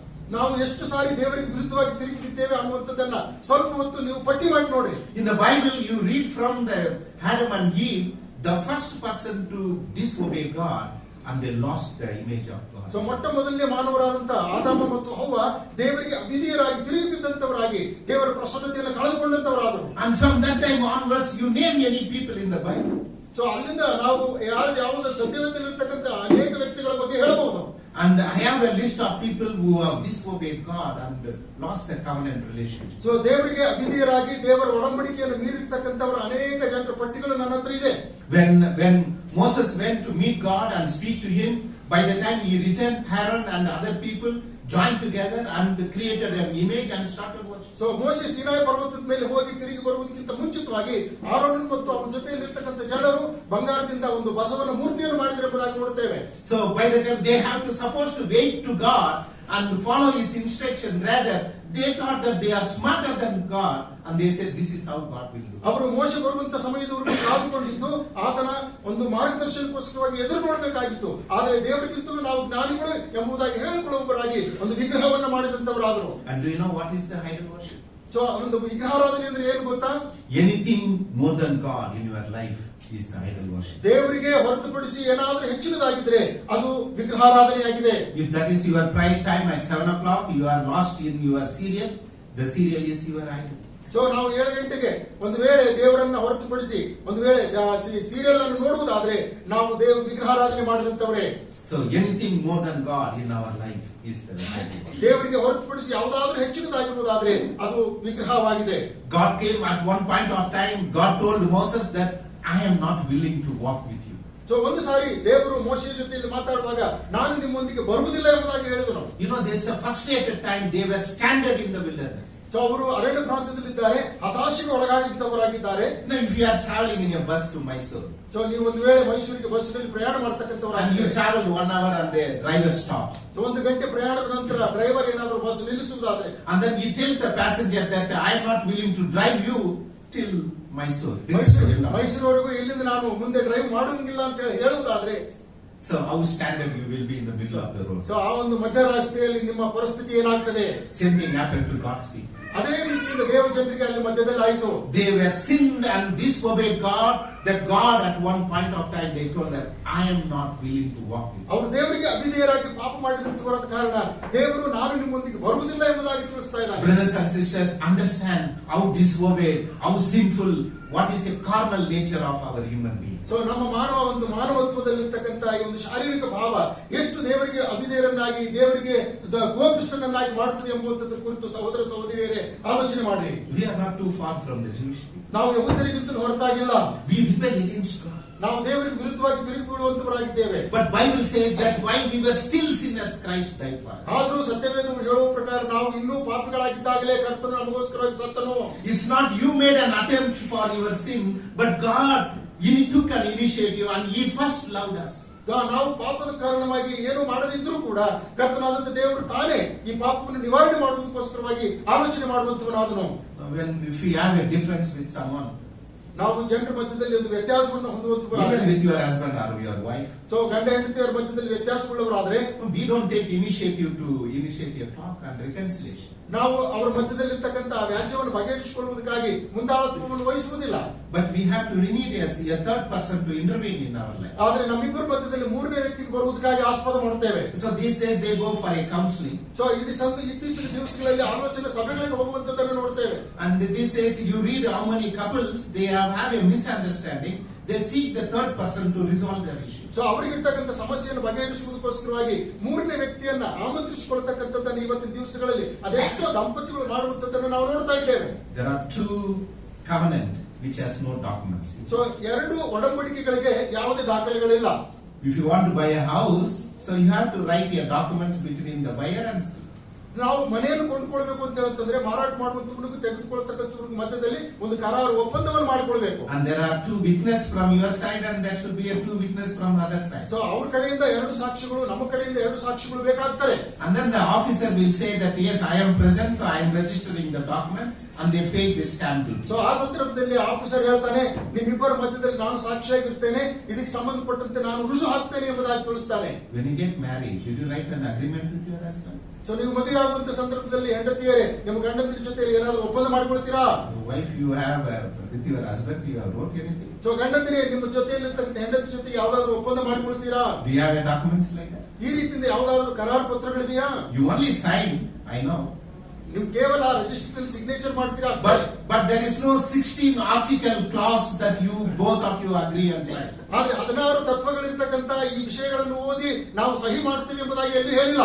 Because in your marriage covenant relationship, God is present because we are in this covenant. There is a love and trust, not the pattern. ನಾವು ಮದುವೆ ಮಾಡಿಕೊಳ್ಳುವಂತ ಸಂದರ್ಭದಲ್ಲಿ ದೇವರ ಪ್ರಸನ್ನತೆಯಲ್ಲಿ ದೇವರ ಸಮ್ಮುಖದಲ್ಲಿ ಮಾಡಿಕೊಳ್ಳುವಂತವರಾದ ಕಾರಣ ಪ್ರೀತಿ ಮತ್ತು ನಂಬಿಕೆಯಿಂದ ನಾವು ಒಂದಾಗ್ತೇವೆ ಎಂಬುದಾಗಿ ಹೇಳುತ್ತೇವೆ. Because if you think that we have to put all the rules and regulation, ಒಂದು ವೇಳೆ ಆ ಎಲ್ಲ ಕಾನೂನು ರೀತಿಯ ಸಂಗತಿಗಳನ್ನು ಹಾಕುವುದಾದ್ರೆ, I don't know how many GB of space you must have in your system. So ನಿಮ್ ಸಿಸ್ಟಮ್ ನಲ್ಲಿ ಎಷ್ಟು GB ಬೇಕಾಗ್ತದೆ ಗೊತ್ತಿಲ್ಲ. We don't know because there are huge in that. ಯಾಕಂದ್ರೆ ಈ ಕಾನೂನುಗಳನ್ನು ಬರೆಯುವುದಕ್ಕೋಸ್ಕರ ಸಾಕಷ್ಟು ಸಮಯ ಬೇಕಾಗ್ತದೆ. The second covenant that you don't have document is the covenant between you and God. ದೇವರ ಜೊತೆ ಮತ್ತು ನಮ್ಮ ಜೊತೆಗೆ ಇರ್ತಕ್ಕಂಥ ಒಪ್ಪಂದದ ಮಧ್ಯದಲ್ಲಿ ಯಾವ ದಾಖಲೆಗಳು ಕೂಡ ಇಲ್ಲ.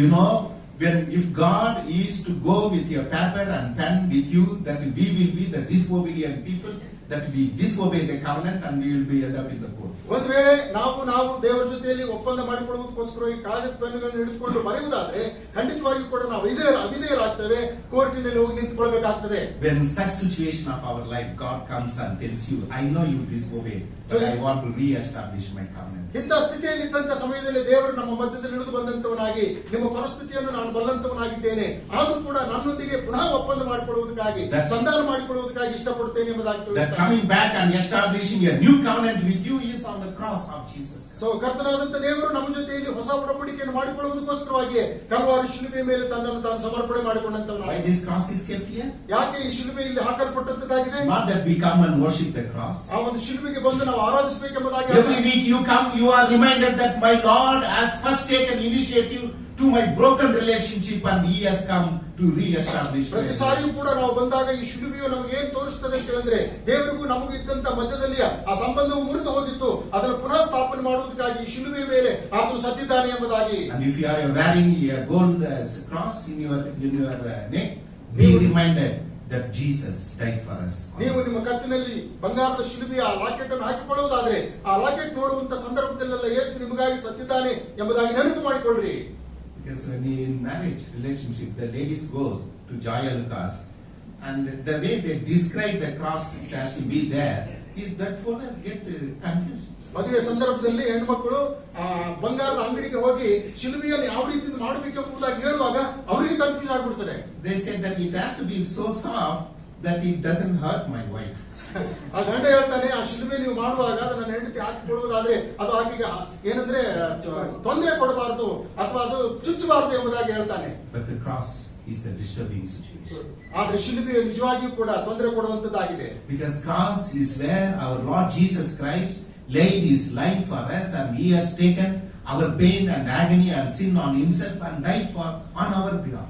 ಕರ್ತನಾದಂತ ಯೇಸು ಕ್ರಿಸ್ತನು ಶಿಲುಬೆಯ ಮೇಲೆ ನನ್ನ ಮತ್ತು ನಮ್ಮ ಪಾಪಗಳನ್ನ, ಅಪರಾಧಗಳನ್ನ, ನೋವುಗಳನ್ನ ಹೊತ್ತುಕೊಂಡಂತವನಾಗಿ ತನ್ನ ಪ್ರಾಣವನ್ನು ಅರ್ಪಿಸಿದ್ದಾನೆ. So every day we get up and rededicate our covenant relationship. ಪ್ರತಿದಿನವೂ ಕೂಡ ಮುಂಜಾನೆ ಎದ್ದ ತಕ್ಷಣ ನಾವು ಕರ್ತನೊಂದಿಗೆ ನಾವು ಮಾಡಿಕೊಂಡಿರ್ತಕ್ಕಂಥ ಒಡಂಬಡಿಕೆಯನ್ನು ನೆನಪು ಮಾಡಿಕೊಳ್ಳುವಂತವರಾಗಿ ಸಮರ್ಪಣೆ ಮಾಡಿಕೊಳ್ಳಬೇಕು. For others, the cross can be a shameful thing.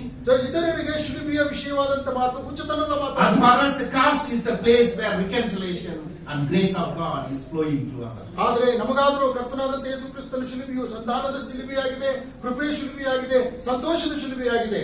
So these Jewish people, they were thinking that they are so proud that we don't need anything else from God. God already loved us and we are the special people. So ಯಹೂದ್ಯರು ಈಗಾಗಲೇ ದೇವರು ನಮ್ಮನ್ನು ಪ್ರೀತಿ ಮಾಡಿದ್ದಾನೆ, ನಮಗೆ ಬೇರೆ ಏನು ಬೇಕಾಗಿಲ್ಲ ಎಂಬುದಾಗಿ ಹೇಳಿಕೊಳ್ಳುವಂತವರಾಗಿ ನಾವು ವಿಶೇಷವಾದಂತ ಜನರು ಎಂಬುದಾಗಿ ಹೆಮ್ಮೆ ಪಡತಕ್ಕಂಥವರಾಗಿದ್ದರು. The temple they built in Jerusalem was so precious to them. ಅವರಿಗೆ ಯೆರೂಸಲೇಮಿನಲ್ಲಿ ಕಟ್ಟಲ್ಪಟ್ಟಂತ ದೇವಾಲಯ ಬಹಳ ಉತ್ಕೃಷ್ಟವಾದಂತದ್ದಾಗಿತ್ತು. In the archaeology, if you search where is this temple actually placed, ಈ ಒಂದು ದೇವಾಲಯ ಎಲ್ಲಿದೆ ಎಂಬುದಾಗಿ ನಾವು ಹುಡುಕುವುದಾದ್ರೆ there were a belief, we don't know the truth, there is a belief between two communities. So ಇಬ್ಬರು ಸಮುದಾಯದವರ ಮಧ್ಯದಲ್ಲಿ ಒಂದು ವಿಶ್ವಾಸ ಇದೆ. A small wall is there, they believe that could be the Jerusalem temple. So ಅಲ್ಲಿರ್ತಕ್ಕಂಥ ಒಂದು ಗೋಡೆ, ಈಗಾಗಲೇ ಉಳಿದಿರ್ತಕ್ಕಂಥ ಶೇಷವಾಗಿರ್ತಕ್ಕಂಥ ಗೋಡೆಯ ಬಗ್ಗೆ ಹೇಳುವಾಗ ಇಲ್ಲಿ ಜೆರುಸಲೇಮ್ ಇತ್ತು ಎಂಬುದಾಗಿ. But I want to tell our brothers and sisters that don't seek the Jerusalem temple where it is. ಯೆರೂಸಲೇಮಿನ ದೇವಾಲಯ ಎಲ್ಲಿತ್ತು ಎಂಬುದಾಗಿ ನೀವು ಹುಡುಕುವುದಕ್ಕೆ ಹೋಗಬೇಡ್ರಿ. You go to the cross and Jesus is able to build a temple in your own heart. ನೀವು ಶಿಲುಬೆಯ ಬಳಿಗೆ ಹೋಗಿರಿ, ಕರ್ತನಾದಂತ ಯೇಸು ಕ್ರಿಸ್ತನು ನಿಮ್ಮ ಹೃದಯದಲ್ಲಿಯೇ ಆ ದೇವಾಲಯವನ್ನು ಸ್ಥಾಪನೆ ಮಾಡ್ತಾನೆ. So God told the Jewish people that the day will come that everyone will worship God and the temple is everywhere. So ದೇವರು ಹೇಳ್ತಾನೆ, ಒಂದು ಸಮಯ ಬರ್ತದೆ ಪ್ರತಿಯೊಬ್ಬೊಬ್ಬರು ಕೂಡ ಕರ್ತನನ್ನು ಆರಾಧಿಸ್ತಾರೆ, ಅಲ್ಲಿ ಆಲಯ ಇರ್ತದೆ ಎಂಬುದಾಗಿ. On this day when Jesus was died, He broke open the curtain of the temple and exposed everything. ಕರ್ತನಾದಂತ ಯೇಸು ಕ್ರಿಸ್ತನು ಶಿಲುಬೆಯ ಮೇಲೆ ಸತ್ತಾಗ ಮೇಲಿನಿಂದ ಕೆಳಗಿನವರೆಗೂ ದೇವಾಲಯದಲ್ಲಿದ್ದಂತ ತೆರೆಯನ್ನು ಹರಿದು ಹಾಕಿದನು.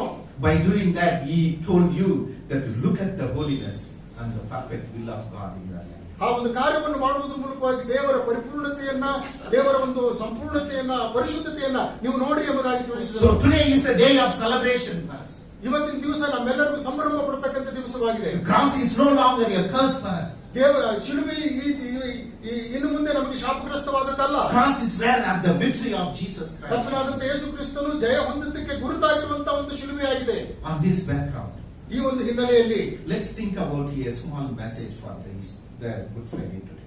ಇವತ್ತಿನ ಶುಭ ಶುಕ್ರವಾರದ ದಿವಸ ಒಂದು ಸಂದೇಶವನ್ನು ಚಿಕ್ಕದಾಗಿ ನಾವು ತಿಳಿದುಕೊಳ್ಳುವಂತವರಾಗೋಣ. So what I want to do, I did it earlier, but I want to remind you again. So ನಾನು ಈ ಹಿಂದೆ ತಿಳಿಸಿದ್ದೇನೆ, ಮತ್ತೊಮ್ಮೆ ನೆನಪು ಮಾಡುವುದಕ್ಕಾಗಿ ಇಷ್ಟಪಡುತ್ತೇನೆ. Who were the people who present on the cross? ಶಿಲುಬೆಯ ಹತ್ತಿರ ಆ ದಿವಸಗಳಲ್ಲಿ ಯಾರಿದ್ದರು ಎಂಬುದಾಗಿ. Who were the audience? So ಅಲ್ಲಿರ್ತಕ್ಕಂಥ ವೀಕ್ಷಕರು ಯಾರಾಗಿದ್ರು ಎಂಬುದಾಗಿ. So the Bible, the gospel records that there were several people present on the cross. ಶಿಲುಬೆಯ ಹತ್ತಿರ ಅನೇಕ ಜನರು ಇದ್ದರು ಎಂಬುದಾಗಿ ಸತ್ಯವೇದವು ತಿಳಿಸ್ತಾ ಇದೆ. So the cross that you see today with fully polished in a rosewood is not the case in Jesus' time. So ಯೇಸು ಸ್ವಾಮಿ ಇದ್ದಂತ ಸಮಯದಲ್ಲಿ ಈಗಿರ್ತಕ್ಕಂಥ ಶಿಲುಬೆ ನಿಜವಾಗಿ ಕೂಡ ಅದು ಒಂದು ರೀತಿಯಿಂದ ಚಮತ್ಕಾರಕವಾಗಿ ಏನಂತಾರೆ ಪಾಲಿಶ್ ಮಾಡಿ ಇಟ್ಟಿರ್ತಕ್ಕಂಥ ಶಿಲುಬೆ ಆಗಿರಲಿಲ್ಲ. It's a two piece of wood. ಅದು ಎರಡು ಮರಗಳ ತುಂಡುಗಳಾಗಿತ್ತು. When two piece of wood merge, there is something great can happen. So ಎರಡು ತುಂಡುಗಳು ಒಂದಕ್ಕೊಂದು ಕೂಡಿಕೊಂಡಾಗ ಒಂದು ಅದ್ಭುತವು ಜರುಗುವಂತದ್ದಾಗಿದೆ. When a sinner and holy God meet, there can be a transformation. So ಒಬ್ಬ ಪರಿಶುದ್ಧನಾದಂತ ದೇವರು ಪಾಪಿಯ ಜೊತೆಯಲ್ಲಿ ಬೆರೆತುಕೊಂಡಾಗ ಅಲ್ಲಿ ಒಂದು ರೂಪಾಂತರವಾಗುವಂತದ್ದಾಗಿದೆ. That's why Paul said that I want to crucify with Christ on a day. ಅದಕ್ಕೋಸ್ಕರವಾಗಿ ಅಪೊಸ್ತಲನಾದಂತ ಪೌಲನು ನಾನು ಶಿಲುಬೆಗೆ ಹಾಕಿಸಿಕೊಳ್ಳುತ್ತೇನೆ ಎಂಬುದಾಗಿ ಹೇಳ್ತಾ ಇದ್ದಾನೆ. If Paul stopped there is no hope for us. So ಆ ಪೌಲನು ಅಲ್ಲಿಯೇ ನಿಲ್ಲಿಸಿದ್ರೆ ಮುಂದೆ ನಮಗೆ ನಿರೀಕ್ಷೆ ಇರ್ತಿರ್ಲಿಲ್ಲ. He told that I want to be crucified with Christ. ನಾನು ಕ್ರಿಸ್ತನಲ್ಲಿ ಶಿಲುಬೆಗೆ ಹಾಕಿಸಿಕೊಳ್ಳಬೇಕೆಂಬುದಾಗಿದ್ದೇನೆ. But it's not stopped there. He said that I want to know the power of the resurrection of Jesus. ಅದು ಅಲ್ಲಿಗೆ ನಿಲ್ಲಿಸಲಿಲ್ಲ. ಮುಂದೆ ಅಪೊಸ್ತಲನಾದಂತ ಪೌಲನು ಹೇಳ್ತಾನೆ ನಾನು ಪುನರುತ್ಥಾನದ ಶಕ್ತಿಯನ್ನು ತಿಳ್ಕೊಳ್ಳಬೇಕೆಂಬುದಾಗಿ ಬಯಸ್ತೇನೆ. So two pieces of wood can meet and reconciliation. So ಎರಡು ಮರಗಳ ತುಂಡುಗಳು ಕೂಡಿದಾಗ ಅಲ್ಲಿ ಒಂದು ಸಂಧಾನವು ಏರ್ಪಡುವಂತದ್ದಾಗಿದೆ. I place myself on the cross of Jesus Christ and say that Lord, I want to be a part in your suffering so that you can redeem me and give me a new life. So ನಾನು ಕೂಡ ಶಿಲುಬೆಗೆ ಹಾಕಿಸಿಕೊಂಡಂತವನಾಗಿ ಕರ್ತನೆ ನಿನ್ನ ವಾದಗಳಲ್ಲಿ ಪಾಲುಗಾರನಾಗತಕ್ಕಂಥ ಪದವಿಯನ್ನು ಪಡೆದುಕೊಳ್ಳುವಂತವನಾಗುತ್ತೇನೆ ಎಂಬುದಾಗಿ ಹೇಳುವವರಾಗಿದ್ದೇವೆ. In the audience of the cross as the team of Mary. So ಮರಿಯ ಜೊತೆಯಲ್ಲಿ ಇನ್ನು ಕೆಲವರು ಆ ಶಿಲುಬೆಯ ಹತ್ತಿರ ನಿಂತುಕೊಂಡಿದ್ದಾರೆ. There were different Marys. Mary the Magdalene. So Mary Magdalene ಎಂಬುದಾಗಿ ಇನ್ನು ಕೆಲವು ಮರಿಯಳು ಇದ್ದಾರೆ ಅಲ್ಲಿ. So there were trios. There were three Marys. ಮೂರು ಜನ ಮರಿಗಳ ಕುರಿತಾಗಿ ಸತ್ಯವೇದ ಹೇಳ್ತದೆ. And all these three people were very close with Jesus. So ಯೇಸು ಕ್ರಿಸ್ತನ ಜೊತೆಯಲ್ಲಿ ಈ ಮೂರು ಮರಿಗಳು ಬಹಳ ಹತ್ತಿರದವರಾಗಿದ್ದರು. And Jesus, the mother Mary, was, she is a mother of Jesus Christ. So ಮರಿಯಳು ಕರ್ತನಾದ ಯೇಸು ಕ್ರಿಸ್ತನ ತಾಯಿಯಾಗಿದ್ದಳು, ನಿಮ್ಮೆಲ್ಲರಿಗೂ ಗೊತ್ತಿದೆ. Mother Mary was so surprised and she was amazed with the grace of God in her life. So ಮರಿಯಳು ತನ್ನ ಜೀವಿತದಲ್ಲಿ ಕರ್ತನ ಕೃಪೆಯಿಂದ ಬಹಳಷ್ಟು ಆಶೀರ್ವಾದಗಳನ್ನು ಪಡ್ಕೊಂಡಂತ ವ್ಯಕ್ತಿಯಾಗಿದ್ದಳು. By the way, for God to make us happy, He made Mary and Joseph and Jesus to go through a immense suffering for our sake. ಕರ್ತನಾದಂತ ದೇವರು ನಮ್ಮನ್ನು ಆಶೀರ್ವದಿಸಬೇಕೆಂಬುದಾಗಿ ಮರಿಯಳನ್ನ, ಯೋಸೇಫನನ್ನ, ಯೇಸು ಕ್ರಿಸ್ತನನ್ನ ಆರಿಸಿಕೊಂಡಂತವನಾದನು. She was very excited when Gabriel told her that you will conceive a child. Very short-lived.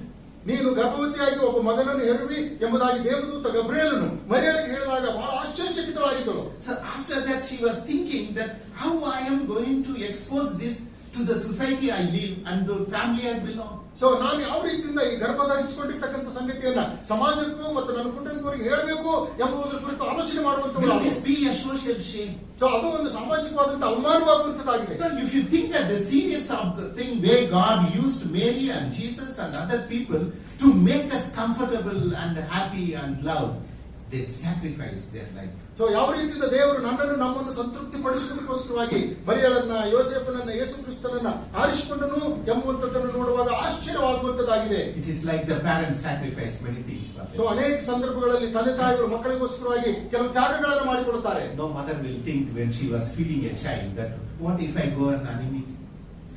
So ಒಂದು ವೇಳೆ ಮಗುವಿಗೆ ತಾಯಿ ಹಾಲು ಕುಡಿಸುವಂತ ಸಂದರ್ಭದಲ್ಲಿ ನಾನು ರಕ್ತಹೀನಳಾಗುವುದಾದ್ರೆ ಏನಾಗಬಹುದು ಎಂಬುದಾಗಿ ಆಲೋಚನೆ ಮಾಡುವುದಿಲ್ಲ. I will stop doing it and then I will buy something and feed my child. No mother will think. So ನಾನು ಹಾಲು ಕುಡಿಸುವಂತದ್ದನ್ನು ನಿಲ್ಲಿಸಿ ಏನಾದರೂ ತೆಗೆದುಕೊಂಡು ಬಂದು ಮಗುವಿಗೆ ಉಣಿಸ್ತೇನೆ, ತಿನ್ನಿಸ್ತೇನೆ ಎಂಬುದಾಗಿ ಯಾವ ತಾಯಿ ಕೂಡ ಅನ್ನುವುದಿಲ್ಲ. You look at the amazing love and grace that we have in parents to their children. God so loved the world that even if your father and mother forsake you, God is there. So ತಂದೆ ತಾಯಿಗಳು ಯಾವ ರೀತಿಯಿಂದ ನಮ್ಮನ್ನು ಆಶ್ಚರ್ಯಕರವಾಗಿ ಅದ್ಭುತವಾದಂತ ರೀತಿಯಿಂದ ಪ್ರೀತಿ ಮಾಡತಕ್ಕಂಥವರಾಗಿದ್ದಾರೋ ಇದಕ್ಕಿಂತಲೂ ಹೆಚ್ಚಾಗಿ ಪರಲೋಕದ ತಂದೆಯಾದಂತ ದೇವರು ನಮ್ಮನ್ನು ಪ್ರೀತಿ ಮಾಡತಕ್ಕಂಥವನಾಗಿದ್ದಾನೆ ಪ್ರಿಯರೇ. So what Mary the Magdalene and other Marys, what was happening when Jesus was dying on the cross? ಶಿಲುಬೆಯ ಮೇಲೆ ಕರ್ತನಾದ ಯೇಸು ಕ್ರಿಸ್ತನು ಸಾಯುವಂತ ಸಂದರ್ಭದಲ್ಲಿ ಇನ್ನೊಬ್ಬ ಮರಿಯಳಿಗೂ ಏನಾಗ್ತಿದೆ ಎಂಬುವಂತದ್ದು ಕುರಿತು ನೋಡುವುದಾದ್ರೆ I think that they only taking a video to see what's happening really. ಅಲ್ಲಿ ಏನ್ ನಡೀತಾ ಇದೆ ಎಂಬುವಂತದ್ರ ಕುರಿತು ಈಗ ನಾವು ವಿಡಿಯೋ ಹಿಡಿತೇವಲ್ಲ ಆ ರೀತಿಯಿಂದ ಏನಾದ್ರು ನಡೀತಾ ಇದ್ರಾ? There were a great moment of agony and suffering. They were going through looking at the Jesus of Nazareth dying on the cross. ನಜರೇತಿನ ಯೇಸು ಕ್ರಿಸ್ತನು ಶಿಲುಬೆಯ ಮೇಲೆ ಸಾಯುವಂತ ಸಂದರ್ಭದಲ್ಲಿ ಅವರು ದುಃಖದಿಂದಲೂ ವೇದನೆಯಿಂದಲೂ ಕಣ್ಣೀರಿನಿಂದಲೂ ಕೂಡಿದಂತವರಾಗಿದ್ದರು. They endured this hardship because they said that we want to be part of Jesus Christ and his suffering. ನಾವು ಯೇಸು ಕ್ರಿಸ್ತನ ಜೊತೆಯಲ್ಲಿ ಆತನ ಶ್ರಮೆಗಳಲ್ಲಿ ಪಾಲುಗಾರರಾಗಬೇಕು ಎಂಬುವಂತ ಈ ಒಂದು ಕಷ್ಟಕರವಾದಂತಹ ಸನ್ನಿವೇಶವನ್ನ ಅವರು ತಮ್ಮದಾಗಿ ಮಾಡಿಕೊಳ್ಳುವುದಕ್ಕಾಗಿ ಇಷ್ಟಪಡ್ತಾ ಇದ್ರು. Our Christianity is we go to God and ask God all comfortable life. ನಾವು ಕ್ರೈಸ್ತರು ದೇವರ ಸಮ್ಮುಖದಲ್ಲಿ ಹೋಗಿ ಎಲ್ಲ ಅನುಕೂಲತೆಗಳೇ ಆಗಬೇಕೆಂಬುದಾಗಿ ನಾವು ಬಯಸುತ್ತೇವೆ. We think how God has to work in our life. ನಮ್ಮ ಜೀವಿತದಲ್ಲಿ ದೇವರು ಯಾವ ರೀತಿಯಿಂದ ಕಾರ್ಯ ಮಾಡಬೇಕೆಂಬುದಾಗಿ ನಾವು ತಿಳಿಸುತ್ತೇವೆ. We go with a list of things, say that you do this for me, God. So ಇದನ್ನು ಮಾಡು ಎಂಬುದಾಗಿ ದೇವರಿಗೆ ಹೇಳುವುದಕ್ಕೋಸ್ಕರವಾಗಿ ನಾವು ಒಂದು ಪಟ್ಟಿಯನ್ನೇ ಸಿದ್ಧ ಮಾಡಿಕೊಂಡಿರ್ತೇವೆ. But the man Mary and the team, they were willing to take in the sufferings of Jesus Christ, and they were going through an agonizing situation on Jesus dying. ಯೇಸು ಕ್ರಿಸ್ತನು ಶಿಲುಬೆ ಮೇಲೆ ಸಾಯುವಂತ ಸಂದರ್ಭದಲ್ಲಿ ಈ ಮರಿಯಳುಗಳು ಕರ್ತನಾದಂತ ಯೇಸು ಕ್ರಿಸ್ತನಿಗಾಗಿ ತಮ್ಮನ್ನು ಸಮರ್ಪಣೆ ಮಾಡಿಕೊಳ್ಳುವುದಕ್ಕೂ ಆತನಿಗೋಸ್ಕರವಾಗಿ ದುಃಖ ಪಡ್ತಾ ಇದ್ದಾರೆ. ಆ ಶ್ರಮೆಗಳಲ್ಲಿ ತಾವು ಪಾಲುಗಾರರಾಗುವುದಕ್ಕಾಗಿ ಆಲೋಚನೆ ಮಾಡ್ತಾ ಇದ್ದಾರೆ. And there were a centurion present on the cross. ಆ ಒಂದು ಸಂದರ್ಭದಲ್ಲಿ ಒಬ್ಬ ಶತಾಧಿಪತಿಯು ಕೂಡ ಇದ್ದಂತದನ್ನು ನಾವು ನೋಡ್ತೇವೆ. The job of the centurion is to execute the order of the court and then report back to the Sanhedrin. So ಆ ಶತಾಧಿಪತಿಯ ಕೆಲಸ ಏನಾಗಿತ್ತು ಎಂಬುದಾಗಿ ಹೇಳುವುದಾದ್ರೆ ಅವರಿಗಿರ್ತಕ್ಕಂಥ ನಾಯಕನು ಏನ್ ಹೇಳ್ತಾನೋ ಅದನ್ನು ಮಾಡಿ ತಿರುಗಿ ಆ ಒಂದು ವರದಿಯನ್ನ ಅವನ ನಾಯಕನಿಗೆ ಕೊಡಬೇಕಾಗಿತ್ತು. So the centurion and Mary, the team, are very different on the audience of the so ಆ ಒಂದು ಶಿಲುಬೆಯ ಸನ್ನಿವೇಶದಲ್ಲಿ ಇರ್ತಕ್ಕಂಥ ಮರಿಯಳಿಗೂ ಮತ್ತು ಅವರ ತಂಡದವರಿಗೂ ಮತ್ತು ಈ ಶತಾಧಿಪತಿಗೂ ಒಂದು ವ್ಯತ್ಯಾಸ ಇದೆ. They were in the cross, but the impact the cross is making in the two of their life is very so ಅವರು ಶಿಲುಬೆಯ ಬುಡದಲ್ಲಿದ್ದಾರೆ, ಆದ್ರೆ ಶಿಲುಬೆಯ ಆ ಸನ್ನಿವೇಶ ಅವರ ಮೇಲೆ ಬೇರೆ ಬೇರೆ ಪರಿಣಾಮವನ್ನು ಮಾಡ್ತಾ ಇದೆ. Because the centurion is making sure that Jesus is crucified in the same manner it is written in the order. So ಯಾವ ರೀತಿಯಿಂದ ಯೇಸು ಕ್ರಿಸ್ತನು ಶಿಲುಬೆ ಮೇಲೆ ಹಾಕಲ್ಪಟ್ಟಂತವನಾಗಿದ್ದನೋ ಅದೇ ರೀತಿಯಿಂದ ಬರೆಯಲ್ಪಟ್ಟಂತದ್ದನ್ನು ಶತಾಧಿಪತಿ ಹೇಳ್ತಾ ಇದ್ದಾನೆ. And when he was standing there and Jesus was speaking many things before he is dead. So ಅವನು ಅಲ್ಲಿ ನಿಂತುಕೊಂಡಿದ್ದಾಗ ಯೇಸು ಕ್ರಿಸ್ತನು ಸಾಯುವುದಕ್ಕಿಂತ ಮುಂಚಿತವಾಗಿ ಅನೇಕ ಮಾತುಗಳನ್ನು ಆಡುವಂತದ್ದನ್ನು ಕೇಳಿಸಿಕೊಳ್ತಾ ಇದ್ದಾನೆ. In many churches there are 7 words of the cross. So ಅನೇಕ ಸಭೆಗಳಲ್ಲಿ ಯೇಸು ಕ್ರಿಸ್ತನು ಶಿಲುಬೆಯ ಮೇಲೆ ಮಾತಾಡಿದ 7 ಮಾತುಗಳ ಕುರಿತು ಮಾತಾಡ್ತಾರೆ. We did not Jesus spoke the 7. He did not plan the 7 words to speak. But there are many things Jesus did on the cross. ಆ ಶಿಲುಬೆ ಮೇಲೆ ಯೇಸು ಸ್ವಾಮಿ 7 ಮಾತುಗಳನ್ನು ಆಡಿದ್ದಾನೆ ಎಂಬುದಾಗಿ ಕ್ರಮವಾಗಿ ಹೇಳುವಂತದಕ್ಕೆ ತೊಂದರೆ ಆಗ್ತದೆ. ಆದರೂ ಕೂಡ ಅನೇಕ ಮಾತುಗಳನ್ನು ಯೇಸು ಮಾತಾಡಿದ್ದಾನೆ. So maybe those 7 words of the cross will help us to understand how agonizing moment for Jesus. ಯೇಸು ಕ್ರಿಸ್ತನು ಆಡಿದಂತಹ 7 ಮಾತುಗಳು ಯಾವ ರೀತಿಯಿಂದ ಯೇಸು ದುಃಖಕ್ಕೆ ಒಳಗಾದಂತವನಾಗಿದ್ದನು ಎಂಬುವಂತದ್ರ ಕುರಿತು ತಿಳಿಯಪಡಿಸುವಂತವುಗಳಾಗಿವೆ. It's not wrong to do it. ಅದು ಮಾಡುವಂತದ್ದು ತಪ್ಪಲ್ಲ. It might help the church to understand how suffering can be for Jesus. ಯೇಸು ಕ್ರಿಸ್ತನಿಗೆ ಆ ಶ್ರಮೆ ಯಾವ ರೀತಿಯಿಂದ ಆಯಿತು ಎಂಬುವಂತದ್ದನ್ನು ತಿಳ್ಕೊಳ್ಳೋದಕ್ಕೆ ಈ 7 ಮಾತುಗಳು ಸಹಕಾರಿಯಾಗುವಂತ. So those words received by so many people made a difference when they were watching the cross. So ಶಿಲುಬೆಯ ಮೇಲೆ ಇದ್ದಂತ ಸಮಯದಲ್ಲಿ ಆತನು ಆಡಿದಂತ 7 ಮಾತುಗಳು ಬೇರೆ ಬೇರೆಯವರಿಗೆ ಬೇರೆ ಬೇರೆ ರೀತಿಯ ಅರ್ಥ ಕೊಡುವಂತವುಗಳಾಗಿದ್ದವು. When Mary and John relationship was built, it doesn't matter for a centurion to accept. So ಅಲ್ಲಿರ್ತಕ್ಕಂಥ ಶತಾಧಿಪತಿಗೆ ಯೇಸು ಕ್ರಿಸ್ತನು ಮರಿಯಳಿಗೂ ಮತ್ತು ಯೋಹಾನನಿಗೂ ಸಂಬಂಧವನ್ನು ಹೇಳ್ತಾ ಇದ್ದಾನೆ. ಅದು ಅವನಿಗೇನು ಆಗಬೇಕಾಗಿರ್ಲಿಕ್ಕಿಲ್ಲ. And when Jesus and the criminal who were on the right and left side were in conversation, it doesn't make any difference to be a centurion. So ಯೇಸು ಕ್ರಿಸ್ತನು ಶಿಲುಬೆಯ ಮೇಲಿದ್ದಾಗ ಎಡಗಡೆಗೂ ಮತ್ತು ಬಲಗಡೆಗಿದ್ದಂತ ಕಳ್ಳರು ಮಾತಾಡುವಂತದ್ದು ಈ ಶತಾಧಿಪತಿಗೆ ಏನು ಆಗಬೇಕಾಗಿರ್ಲಿಕ್ಕಿಲ್ಲ. Friends, I want to tell you one thing. ಒಂದು ಸಂಗತಿಯನ್ನು ಹೇಳುವುದಕ್ಕಾಗಿ ಇಷ್ಟಪಡ್ತೇನೆ. When we are in the standing in the audience of the cross, ಶಿಲುಬೆಯ ಆ ಸನ್ನಿವೇಶದಲ್ಲಿ ನಿಂತುಕೊಂಡಂತವರನ್ನು ನಾವು ವೀಕ್ಷಿಸುವವರಾಗಿದ್ದರೆ you might take it for granted. ಅದನ್ನ ನಾವು ಹಗುರವಾಗಿ ತೆಗೆದುಕೊಳ್ಳಬಾರದು. Like a centurion, you might think, it doesn't make any sense. So ಶತಾಧಿಪತಿ ಯಾವ ರೀತಿಯಿಂದ ಅದು ನನಗೇನು ಸಂಬಂಧ ಇಲ್ಲ ಎಂಬುದಾಗಿ ಹೇಳಿದ್ರು ಆ ರೀತಿ ಹೇಳೋದಕ್ಕೆ ಸಾಧ್ಯವಿಲ್ಲ. Those suffering and the words of cross has nothing to do with my life. So ನನ್ನ ಜೀವಿತದಲ್ಲಿ ಯೇಸು ಸ್ವಾಮಿ ಅನುಭವಿಸಿರುವಂತಹ ಶ್ರಮೆ ಸಂಕಟಗಳು ಏನು ಅಲ್ಲ ಎಂಬುದಾಗಿ ಹೇಳೋದಕ್ಕೆ ಇಲ್ಲ. We might be a centurion. ನಾವು ಒಂದು ವೇಳೆ ಹಾಗೆ ಹೇಳುವುದಾದ್ರೆ ನಾವು ಶತಾಧಿಪತಿ ತರ ಆಗಬಹುದೇನೋ. There were many people standing on the cross, but the cross was making an impact differently to different people. So ಅಲ್ಲಿ ಬಹಳಷ್ಟು ಜನರು ನಿಂತುಕೊಂಡಿದ್ದರು, ಆದ್ರೆ ಶಿಲುಬೆ ಮೇಲೆ ಆಡಿದಂತ ಆತನ ಮಾತುಗಳು ಬೇರೆ ಬೇರೆಯವರಿಗೆ ಬೇರೆ ಬೇರೆ ರೀತಿಯಿಂದ ಪರಿಣಾಮವನ್ನು ಉಂಟು ಮಾಡುವಂತವುಗಳಾಗಿದ್ದವು. What do the cross for you today? So ಇವತ್ತಿನ ದಿವಸದಲ್ಲಿ ಆ ಶಿಲುಬೆ ನಿಮಗೆ ಏನಾಗಿದೆ? What impact it is going to make in your life? ನಿಮ್ಮ ಜೀವಿತದಲ್ಲಿ ಇದು ಯಾವ ಪರಿಣಾಮವನ್ನು ಬೀರುವಂತದ್ದಾಗಿದೆ? Do you want to be part and parcel of the sufferings of Jesus? ಯೇಸು ಕ್ರಿಸ್ತನ ಶ್ರಮೆ ಸಂಕಟಗಳಲ್ಲಿ ನೀವು ಪಾಲುಗಾರರಾಗುವುದಕ್ಕಾಗಿ ಇಷ್ಟಪಡ್ತೀರಾ? Every moment of Jesus dying on the cross is the grace and love of God flowing to us from Him to us.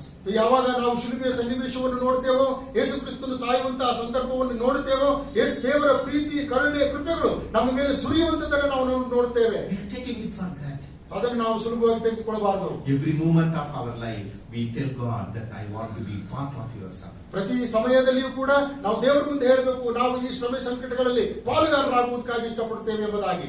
Go to the cross of Calvary. Calvary ಶಿಲುಬೆಗೆ ಹೋಗ್ರಿ. Go to the crucifixion of Jesus Christ. ಯೇಸು ಕ್ರಿಸ್ತನು ಶಿಲುಬೆಗೆ ಹಾಕಲ್ಪಟ್ಟಂತ ಸನ್ನಿವೇಶವನ್ನು ನೋಡ್ರಿ. Present yourself. ನಿಮ್ಮನ್ನು ನೀವು ಸಮರ್ಪಣೆ ಮಾಡಿಕೊಳ್ಳ್ರಿ. And tell Jesus that I want to be part of this suffering. ಯೇಸುವೆ, ನಾನು ಕೊನೆಯವರೆಗೂ ಈ ಒಂದು ಶ್ರಮೆಯಲ್ಲಿ ಪಾಲುಗಾರನಾಗುತ್ತೇನೆ. And there were other people who were also present on the cross. ಶಿಲುಬೆ ಹತ್ರ ಇನ್ನು ಬೇರೆಯವರು ಕೂಡ ಇದ್ರು. The Roman soldiers. ರೋಮಾಪುರದ ಸಿಪಾಯಿಗಳು. The Roman soldiers have been given a charge, a duty, order to execute something. So ಅಲ್ಲಿರ್ತಕ್ಕಂಥ ಸಿಪಾಯಿಗಳಿಗೆ ಯಾವುದೋ ಒಂದು ಕೆಲಸ ಮಾಡುವುದಕ್ಕೋಸ್ಕರವಾಗಿ ನೇಮಕ ಮಾಡಲ್ಪಟ್ಟಂತ. The centurion is like a doctor who ensures that Jesus died and give his death certificate. ಅಲ್ಲಿರ್ತಕ್ಕಂಥ ಶತಾಧಿಪತಿಗೆ ಯೇಸು ಕ್ರಿಸ್ತನು ಸತ್ತಿದ್ದಾನೋ ಸತ್ತಿಲ್ವೋ ಎಂಬುದರ ಕುರಿತು ತಿಳಿದು ವರದಿ ಮಾಡಬೇಕಾಗಿತ್ತು. So the Roman soldier has to make sure that Jesus exactly crucified, written in the thing, and they were safely put him in the grave. So ರೋಮಾಪುರದ ಸಿಪಾಯಿಗಳಿಗೆ ಕರ್ತನಾದಂತ ಯೇಸು ಕ್ರಿಸ್ತನು ಅಕ್ಷರಸ್ವಾಗಿ ಶಿಲುಬೆಗೆ ಹಾಕಲ್ಪಟ್ಟಿದ್ದಾನೋ ಅಥವಾ ಆತನನ್ನು ಅಕ್ಷರಸ್ವಾಗಿ ಸಮಾಧಿ ಮಾಡಲ್ಪಟ್ಟಿದೆಯೋ ಎಂಬುದನ್ನು ತಿಳಿಸಿ ಅವರು ವರದಿ ಮಾಡಬೇಕಾಗಿತ್ತು. And never before the soldiers were deployed to guard the cemetery. So ಇದಕ್ಕಿಂತ ಮುಂಚಿತವಾಗಿ ಯಾವತ್ತೂ ಕೂಡ ಅವರು ಸಮಾಧಿ ಹತ್ರ ಹೋಗಿರಲಿಲ್ಲ. Because when person died, that's all. It's done. So ಯಾವಾಗ ಒಬ್ಬ ವ್ಯಕ್ತಿ ಸಾಯ್ತಾನೋ ಆಗ ಮಾತ್ರ ಹೋಗ್ಬೇಕು. But the Roman government thought that there were rumors that Jesus will rise up from the death on the third day. So they want to make sure that nobody takes away their body. So ರೋಮ ಸಾಮ್ರಾಜ್ಯದಲ್ಲಿ ಒಂದು ಊಹಾಪೋಹಗಳು ಹರಿದಾಡ್ತಕ್ಕಂಥವುಗಳಾಗಿದ್ದವು. ಯೇಸು ಕ್ರಿಸ್ತನು ಸತ್ತ ಮೇಲೆ ಪುನಃ ಹೇಳ್ತೇನೆ ಎಂಬುದಾಗಿ ತಿಳಿಸಿದ್ದಾನೆ. ಆದ್ದರಿಂದ ಯಾರು ಆತನನ್ನು ಕದ್ದುಕೊಂಡು ಹೋಗಿ ಎದ್ದಿದ್ದಾನೆ ಎಂಬುದಾಗಿ ಹೇಳಬಾರದು ಎಂಬುದಾಗಿ ಅವರನ್ನು ಕಾವಲುಗಾರರನ್ನಾಗಿ ಇಟ್ಟಿದ್ರು. In the case of other time when they were putting other person to cross, after he died, the soldiers were gone. So ಇನ್ನೊಂದು ಸಂದರ್ಭದಲ್ಲಿ ಬೇರೆ ಯಾರಿಗಾದ್ರೂ ಶಿಲುಬೆಗೆ ಹಾಕಿದ ಮೇಲೆ ಆ ಶಿಲುಬೆಯ ಮೇಲೆ ವ್ಯಕ್ತಿ ಸತ್ತ ಮೇಲೆ ಈ ಸಿಪಾಯಿಗಳ ಕೆಲಸ ಮುಗಿತು, ಅವ್ರ ಮನೆಗೆ ಹೋಗ್ತಾ ಇದ್ರು. But in this case, that they were guarding Jesus' body. So ಆದ್ರೆ ಇಲ್ಲಿ ಕರ್ತನಾದಂತ ಯೇಸು ಕ್ರಿಸ್ತನ ದೇಹವನ್ನ ಕಾಯ್ತಾ ಇದ್ದಾರೆ. And there were two criminals. ಅಲ್ಲಿ ಇಬ್ರು ಕಳ್ಳರಿದ್ದಾರೆ. And in the two criminals, the cross has made difference for each one of them different. So ಆ ಶಿಲುಬೆಯ ಮೇಲಿರ್ತಕ್ಕಂಥ ಯೇಸು ಸ್ವಾಮಿ ಆ ಸನ್ನಿವೇಶ ಇಬ್ಬರು ಕಳ್ಳರಿಗೆ ಬೇರೆ ಬೇರೆ ರೀತಿಯಿಂದ ಅನ್ವಯವಾಗಿದೆ. Do you remember what both of them spoke with Jesus? ಯೇಸು ಕ್ರಿಸ್ತನ ಜೊತೆಯಲ್ಲಿ ಅವರಿಬ್ಬರು ಏನ್ ಮಾತಾಡಿದ್ರು ಎಂಬುದಾಗಿ ನಿಮ್ಗೆ ಗೊತ್ತಿದೆಯಾ?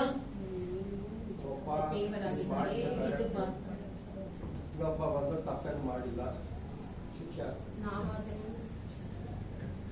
One person is telling that Jesus, you have done so much of miracles. So ಒಬ್ಬ ಕಳ್ಳ ಹೇಳ್ತಾ ಇದ್ದಾನೆ, ಯೇಸುವೆ ನೀನು ಅನೇಕ ಮಹತ್ ಕಾರ್ಯಗಳನ್ನು ಮಾಡಿದ್ದೀಯಾ. Come on, one more time. ಮತ್ತೊಂದು ಸಾರಿ Save yourself and save us. ನಿನ್ನನ್ನು ನೀನು ರಕ್ಷಿಸಿಕೋ ಮತ್ತು ನಮ್ಮನ್ನು ಕೂಡ ರಕ್ಷಿಸು. We'll run away to other places. ನಾವು ಇಲ್ಲಿಂದ ತಪ್ಪಿಸಿಕೊಂಡು ಬೇರೆ ಕಡೆ ಹೋಗ್ತೇವೆ. We leave Palestine and go somewhere. ನಾವು ಪಾಲೆಸ್ತೇನಿಗೆ ಹೋಗಿ ಅಲ್ಲಿ ತಲೆಮರೆಸಿಕೊಳ್ತೇವೆ. Teach these Roman soldiers a lesson.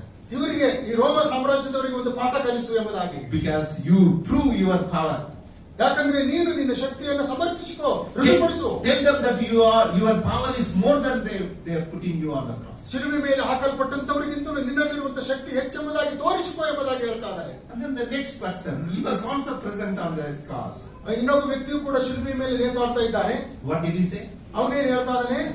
He said, Lord, I am here because I have done mistake, but you are there as a righteous God. ಸ್ವಾಮಿ, ನಾನು ಇಲ್ಲಿದ್ದೇನೆ, ನಾನು ಮಾಡಿದಂತ ತಪ್ಪಿಗೆ ಇದನ್ನು ನಾನು ಅನುಭವಿಸ್ತಾ ಇದ್ದೇನೆ, ಆದ್ರೆ ನೀನೇನು ತಪ್ಪನ್ನು ಮಾಡಲಿಲ್ಲ, ಅಪರಾಧವೇನು ಮಾಡಲಿಲ್ಲ ಎಂಬುದಾಗಿ ಹೇಳ್ತಾ ಇದ್ದಾನೆ. There is a recognition of a righteous man dying on the cross. ಇಲ್ಲಿ ಒಬ್ಬ ನೀತಿವಂತನಾದಂತ ವ್ಯಕ್ತಿ ಸಾಯುವಂತದನ್ನು ಇವನು ಗುರುತಿಸ್ತಾ ಇದ್ದಾನೆ. And there is a realization of a sinner is dying for the sin. ಅದೇ ರೀತಿಯಿಂದ ತಾನೊಬ್ಬ ಪಾಪಿ ಎಂಬುವಂತ ಅರಿವನ್ನು ಹೊಂದಿದಂತವನು ಕೂಡ ಸಾಯ್ತಾ ಇದ್ದಾನೆ. That's the gospel. ಇದು ಒಂದು ನಿಜವಾಗಿಯೂ ಅದ್ಭುತವಾದಂತ ವಿಷಯ. When we reconcile with God, the first step we have to take is that I am a sinner. ಮೊದಲನೇದಾಗಿ ನಾವು ದೇವರೊಂದಿಗೆ ಸಮಾಧಾನ ಮಾಡಿಕೊಳ್ಳುವಂತ ಸಂದರ್ಭದಲ್ಲಿ ನಾನು ಪಾಪಿ ಎಂಬುದಾಗಿ ಒಪ್ಪಿಕೊಳ್ಳಬೇಕು. In the case of the Jewish people, they were so proud of their religious practice. So ಯಹೂದ್ಯರು ತಮ್ಮ ಒಂದು ಧಾರ್ಮಿಕ ಆಚರಣೆಗಳ ಕುರಿತಾಗಿ ನಾವು ಬಹಳ ಗರ್ವಿಷ್ಠರು, ಹೆಮ್ಮೆಗಳವರು ಎಂಬುದಾಗಿ ಹೇಳ್ತಾ ಇದ್ರು. They said that we don't need anyone to die for us on the cross. ನಮಗೋಸ್ಕರವಾಗಿ ಯಾರು ಶಿಲುಬೆ ಮೇಲೆ ಸಾಯುವಂತ ಅವಶ್ಯಕತೆ ಇಲ್ಲ ಎಂಬುದಾಗಿ ಹೇಳುವಂತವರಾಗಿ. But there is a sinner like us, and we go to God that Lord, I need your help to save myself. ನಮ್ಮಂತ ಪಾಪಿಗಳು ಶಿಲುಬೆ ಹತ್ರ ಹೋಗಿ, ದೇವರೇ ನಮ್ಮ ಪಾಪಕ್ಕಾಗಿ ನೀನು ಬೇಕು ಎಂಬುದಾಗಿ ಹೇಳುವಂತವರಾಗಬೇಕು. So Jesus told him that you will be with me in paradise. ಅದೇ ಸಂದರ್ಭದಲ್ಲಿ ಯೇಸು ಆ ಕಳ್ಳನಿಗೆ ಹೇಳ್ತಾ ಇದ್ದಾರೆ, ಇವತ್ತೇ ನನ್ನ ಜೊತೆಯಲ್ಲಿ ನೀನು ಪರದೇಶದಲ್ಲಿರುವಿ ಎಂಬುದಾಗಿ. There is an instant forgiveness and acceptance to Christ. So ಅಲ್ಲಿ ಕರ್ತನಾದ ಯೇಸು ಕ್ರಿಸ್ತನಿಗೆ ಕ್ಷಮಿಸುವುದಕ್ಕೂ ಅದನ್ನು ಸ್ವೀಕರಿಸಿಕೊಳ್ಳುವುದಕ್ಕೂ ಒಂದು ಅವಕಾಶ ಇದೆ. So there were people who say that, oh, this man has not taken baptism, how he will go to heaven? ಅನೇಕರು ಹೇಳ್ತಾರೆ, ಆ ಶಿಲ್ಪಿ ಮೇಲೆ ನೇತಾಡ್ತಾ ಇದ್ದಂತ ಕಳ್ಳನು ದೀಕ್ಷಾ ಸ್ನಾನವನ್ನೇ ತೆಗೆದುಕೊಳ್ಳಲಿಲ್ಲ, ಅದೇ ಹೇಗೆ ಪರಲೋಕಕ್ಕೆ ಹೋಗ್ತಾನೆ ಎಂಬುದಾಗಿ ಕೇಳ್ತಾರೆ. Then there was one more person who gave a misinterpretation. So ಇನ್ನೊಂದು ರೀತಿಯಿಂದ ಅರ್ಥ ವಿವರಣೆಯನ್ನು ಮಾಡ್ತಾರೆ. No, that day the one man came to give water to Jesus. Jesus took the water and baptized. ಆ ಸಂದರ್ಭದಲ್ಲಿ ಯಾರೋ ಒಬ್ರು ನೀರು ತೆಗೆದುಕೊಂಡು ಬಂದಿದ್ರು, ಆಗ ಶಿಲುಬೆ ಮೇಲಿದ್ದಂತ ಯೇಸು ಅವನಿಗೆ ದೀಕ್ಷಾ ಸ್ನಾನ ಮಾಡಿಸಿದ್ರು ಅಂತ ಹೇಳ್ತಾರೆ. So we tell that we don't know baptism is an outward expression of your inward change. So ದೀಕ್ಷಾ ಸ್ನಾನ ಅನ್ನುವಂಥದ್ದು ನಮ್ಮ ಆಂತರಿಕ ನಂಬಿಕೆಯನ್ನ ಬಹಿರಂಗವಾಗಿ ತೋರಿಸುವಂತದ್ದಾಗಿದೆ. How you take, when you take, it doesn't matter. ಯಾವಾಗ ತೆಗೆದುಕೊಳ್ತೀಯಾ, ಹೇಗೆ ತೆಗೆದುಕೊಳ್ತೀಯಾ ಅನ್ನುವಂಥದ್ದು ಮುಖ್ಯ ಅಲ್ಲ. All those who have taken adult baptism in immersion baptism are not the saints. So ಯಾರ್ಯಾರಾಗ್ಲಿ, ಯವನ ಪ್ರಾಯದಲ್ಲಿ ನೀರಿನಲ್ಲಿ ಮುಳುಗಿ ದೀಕ್ಷಾ ಸ್ನಾನ ತೆಗೆದುಕೊಂಡಂತವರೆಲ್ಲರೂ ಸಂತರಲ್ಲ. And all those who have taken a sprinkle baptism are not sinners. So ಯಾರ್ಯಾರೆಲ್ಲ ಈ ಪ್ರೋಕ್ಷಣೆಯ ದೀಕ್ಷಾ ಸ್ನಾನ ತೆಗೆದುಕೊಂಡಿದ್ದಾರೋ ಅವ್ರು ಯಾರು ಕೂಡ ಪಾಪಿಗಳು ಕೂಡ ಅಲ್ಲ. So what we do is we forget the salvation and we talk about the methods in which the salvation. ನಾವು ರಕ್ಷಣೆ ಕುರಿತಾಗಿ ಮರೆತು ಬಿಡ್ತೇವೆ, ಅದಕ್ಕೆ ಸಂಬಂಧಪಟ್ಟಂತ ಬೇರೆ ಬೇರೆ ವಿಷಯಗಳನ್ನ ನಾವು ಮಾತಾಡುವಂತವರಾಗುತ್ತೇವೆ. So we as a church, we say that we don't care the method, we are very serious about the message Jesus Christ gave on the cross. So ಅನೇಕ ಜನರು ಯೇಸು ಕ್ರಿಸ್ತನ ಶಿಲುಬೆಯ ಮೇಲೆ ಮಾತಾಡಿರ್ತಕ್ಕಂಥ ಆ ವಿಷಯದ ಕುರಿತಾಗಿ ನಾವು ಪ್ರಸ್ತಾಪ ಮಾಡುತ್ತೇವೆ ಎಂಬುದಾಗಿ ಬೇರೆ ವಿಷಯಗಳ ಬಗ್ಗೆ ಮಾತಾಡುವುದಿಲ್ಲ ಎಂಬುದಾಗಿ ಹೇಳುತ್ತಾರೆ. That's our part. We believe in the message of God. ನಾವು ಯೇಸು ಕ್ರಿಸ್ತನ ಶಿಲುಬೆಯ ಮೇಲೆ ಮಾತಾಡಿರ್ತಕ್ಕಂಥ ಮಾತುಗಳ ವಿಷಯದಲ್ಲಿ ನಾವು ಹೆಮ್ಮೆ ಪಡುವಂತವರಾಗಿದ್ದೇವೆ. And there were other people present here. ಇನ್ನೂ ಕೆಲವು ಜನರಿದ್ದಾರೆ ಅಲ್ಲಿ. There was a man who was waiting to receive the body of Jesus. So ಯೇಸು ಕ್ರಿಸ್ತನು ಸತ್ತ ಮೇಲೆ ಆತನ ದೇಹವನ್ನು ತೆಗೆದುಕೊಂಡು ಹೋಗುವುದಕ್ಕಾಗಿ ಸಿದ್ಧವಾಗಿದ್ದಂತವನು. And he was not known to anyone. ಆ ವ್ಯಕ್ತಿಯ ಕುರಿತು ಯಾರಿಗೂ ಕೂಡ ತಿಳಿದಿರಲಿಲ್ಲ. Do you know his name? ಆ ವ್ಯಕ್ತಿಯ ಹೆಸರು ಗೊತ್ತಲ್ಲ ನಿಮಗೆ? One more time. ಇನ್ನೊಂದ್ಸಾರಿ ಹೇಳಿ. Arimathea Joseph. ಅರಿಮಥಾಯ ಯೋಸೇಫ ಎಂಬುದಾಗಿ. We do not know about this man. ಈ ವ್ಯಕ್ತಿಯ ಕುರಿತು ನಮಗೆ ಅಷ್ಟು ಚೆನ್ನಾಗಿ ತಿಳಿದಿಲ್ಲ.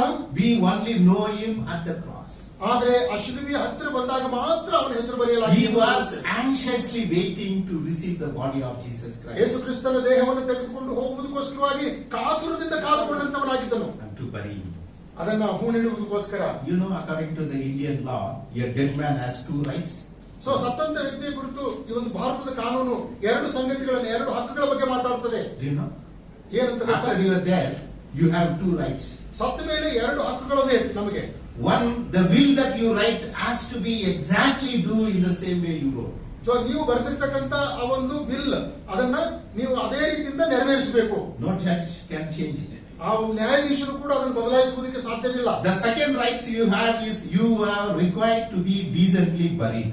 ಸೊ ನಿಮ್ಮನ್ನ ಅರ್ಥಗರ್ಭಿತವಾಗಿ ಬಹಳ ಶಿಸ್ತುಬದ್ಧವಾಗಿ ಹೂಣಿಡಬೇಕು. They cannot throw you in the road, right? Yellow road ಮೇಲೆ ಬಿಸಾಕುವಂತದಲ್ಲ. If family is not doing it, government will come and they gather together and then they bury you. So ಒಂದು ವೇಳೆ ಯಾವುದೇ ಶವವನ್ನ ಕುಟುಂಬಸ್ಥರು ಅಲಕ್ಷ್ಯ ಮಾಡುವುದಾದ್ರೆ ಸರ್ಕಾರದವರು ಬಂದು ಅದನ್ನು ಮರ್ಯಾದೆಯಿಂದ ತೆಗೆದುಕೊಂಡು ಸಮಾಧಿ ಮಾಡ್ತಾರೆ. Our master ನಮ್ಮ ಯಜಮಾನನು has no even a decent burial. So ಆದ್ರೆ ಕರ್ತನಾದಂತ ಯೇಸು ಕ್ರಿಸ್ತನಿಗೆ ಆ ರೀತಿಯಿಂದ ಶಿಸ್ತುಬದ್ಧವಾದಂತ ಸಮಾಧಿಯೂ ಕೂಡ ಆಗುವುದಿಲ್ಲ. He created the beautiful world and gave everything to us. ಸುಂದರವಾದಂತ ದೇಶವನ್ನು ಜಗತ್ತನ್ನು ಉಂಟು ಮಾಡಿ ನಮ್ಮೆಲ್ಲರಿಗೂ ಕೊಟ್ಟಿದ್ದಾನೆ. How can we measure the love of God? ಯಾವ ರೀತಿಯಿಂದ ದೇವರ ಪ್ರೀತಿಯನ್ನು ನಾವು ಅಳತೆ ಮಾಡುವಂತದ್ದು ಅವರಿಗೆ. That we have a decent things in our life. ನಮ್ಮ ಜೀವಿತದಲ್ಲಿ ಅನೇಕ ಕ್ರಮಬದ್ಧವಾದಂತ ಸಂಗತಿಗಳಿವೆ. But there was a man waiting to receive Jesus' body to give him a decent burial. So ಅಲ್ಲಿರ್ತಕ್ಕಂಥ ಒಬ್ಬ ವ್ಯಕ್ತಿ ಯೇಸು ಕ್ರಿಸ್ತನ ಶವಕ್ಕೆ ಸುಂದರವಾದಂತ ಒಂದು ಅಂತ್ಯವನ್ನು ಕಾಣಿಸಿಕೊಳ್ಳುವುದಕ್ಕಾಗಿ ನಿಂತಿದ್ದಾನೆ. Because the Jewish people has to purchase a place for burial. ಯಹೂದ್ಯರು ತಮ್ಮ ಶವ ಸಂಸ್ಕಾರಕ್ಕೋಸ್ಕರವಾಗಿ ಭೂಮಿಯನ್ನು ಕೊಂಡುಕೊಳ್ಳುವಂತವರಾಗಿದ್ದರು. And as rich you are, you have your own burial and you design your own tomb. ನೀವು ಎಷ್ಟು ಶ್ರೀಮಂತರಾಗಿದ್ದೀರೋ ಅಷ್ಟು ಉತ್ತಮವಾದಂತಹ ಸ್ಥಳವನ್ನು ತೆಗೆದುಕೊಂಡು ನಿಮ್ಮ ಸಮಾಧಿಗೋಸ್ಕರವಾಗಿ ಒಳ್ಳೆ ಸಮಾಧಿಗಳನ್ನು ಕಟ್ಟಿಸ್ತಾ ಇದ್ರು. And you know about Jesus. ಯೇಸು ಕ್ರಿಸ್ತನ ಕುರಿತು ನಮಗೆ ಗೊತ್ತಿದೆ. He was born in a manger. ಆತನು ಗೋದಲಿಯಲ್ಲಿ ಜನಿಸಿದಂತವನಾದನು. His parents were carpenters. So ಅವರ ತಂದೆ ತಾಯಿಗಳು ಬಡಗಿಯರಾಗಿದ್ದರು. But there was a man. There are the final people standing there as the Jewish leaders. ಅಲ್ಲಿರ್ತಕ್ಕಂಥ ಕೊನೆಯ ಜನರು ಯಾರು ಅಂದ್ರೆ ಯಹೂದ್ಯರ ನಾಯಕರು. And they were standing there to be in pride by saying that we have successfully put Jesus on the cross. So ನಾವು ಕರ್ತನಾದಂತ ಯೇಸು ಕ್ರಿಸ್ತನನ್ನ ಯಶಸ್ವಿಯಾಗಿ ಶಿಲುಬೆಗೆ ಹಾಕಿದ್ದೇವೆ ಎಂಬುದಾಗಿ ಗರ್ವದಿಂದ ಹೇಳುವಂತವರಾಗಿದ್ದರು. But the centurion put a place there on the cross. There is a word written there. Do you know? He said, ಶತಾಧಿಪತಿ ಅಲ್ಲಿ ಒಂದು ಮಾತನ್ನು ಬರೆದಿದ್ದನು ಪಿಲಾತನು.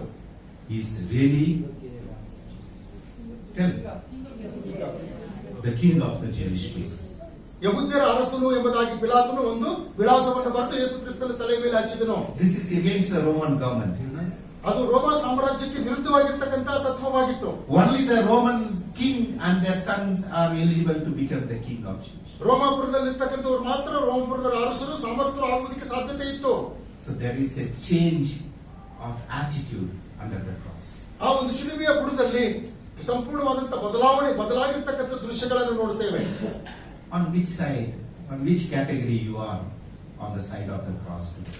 ಈ ಶಿಲುಬೆಯ ಬುಡದಲ್ಲಿ ನಿಂತುಕೊಂಡಿರ್ತಕ್ಕಂಥ ಜನರಲ್ಲಿ ನಾವು ಯಾವ ಕಡೆಯವರಾಗಿದ್ದೇವೆ? Where you want to place yourself on the cross of Jesus Christ? ಯೇಸು ಕ್ರಿಸ್ತನ ಶಿಲುಬೆಯ ಸನ್ನಿವೇಶದಲ್ಲಿ ನಾವು ಯಾವ ಸ್ಥಳದಲ್ಲಿ ನಿಂತುಕೊಳ್ಳುವುದಕ್ಕಾಗಿ ಇಷ್ಟಪಡುತ್ತೇವೆ? You don't have to answer, think in your mind. So ನಮಗೆ ತಕ್ಷಣಕ್ಕೆ ಉತ್ತರ ಕೊಡುವುದಕ್ಕಾಗದಿದ್ರೂ ಕೂಡ ಮನಸ್ಸಿನಲ್ಲಿ ಆಲೋಚನೆ ಮಾಡಬೇಕು. You want to be a centurion?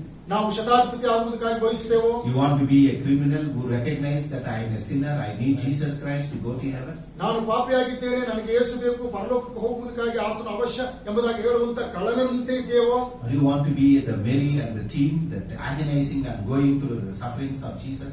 ಮರಿಯಳ ಜೊತೆಯಲ್ಲಿದ್ದಂತೆ ಇತರ ಮರಿಯಳು ಯೇಸು ಕ್ರಿಸ್ತನ ಶ್ರಮೆ ಮರಣವನ್ನು ನೋಡಿ ದುಃಖದಿಂದ ವೇದನೆಯಿಂದ ಕೂಡಿ ಅದರಲ್ಲಿ ನಾವು ಪಾಲುಗಾರರಾಗಬೇಕು ಅಂತಕ್ಕಂಥ ಯೋಚನೆ ಉಳ್ಳಂತವರಾಗಿದ್ದೇವೋ? Bible also said that along with all these things there were multitude of people, they were just watching the cross. So ಅಲ್ಲಿ ಶಿಲುಬೆಯ ಬುಡದಲ್ಲಿ ನಿಂತುಕೊಂಡಿರ್ತಕ್ಕಂಥ ಜನರಲ್ಲದೆ ಸಾಕಷ್ಟು ಪ್ರಮಾಣದಲ್ಲಿ ಜನರು ನಿಂತುಕೊಂಡು ಆ ಸನ್ನಿವೇಶವನ್ನು ನೋಡ್ತಾ ಇದ್ದರು ಎಂಬುದಾಗಿ ಸತ್ಯವೇದ ಹೇಳುತ್ತದೆ. There were millions of Christians who were looking at the cross. ಅಲ್ಲಿ ಲಕ್ಷಾಂತರ ಜನರು ನಿಂತುಕೊಂಡಂತವರಾಗಿ ಶಿಲುಬೆಯ ಆ ದೃಶ್ಯವನ್ನು ನೋಡ್ತಾ ಇದ್ರು.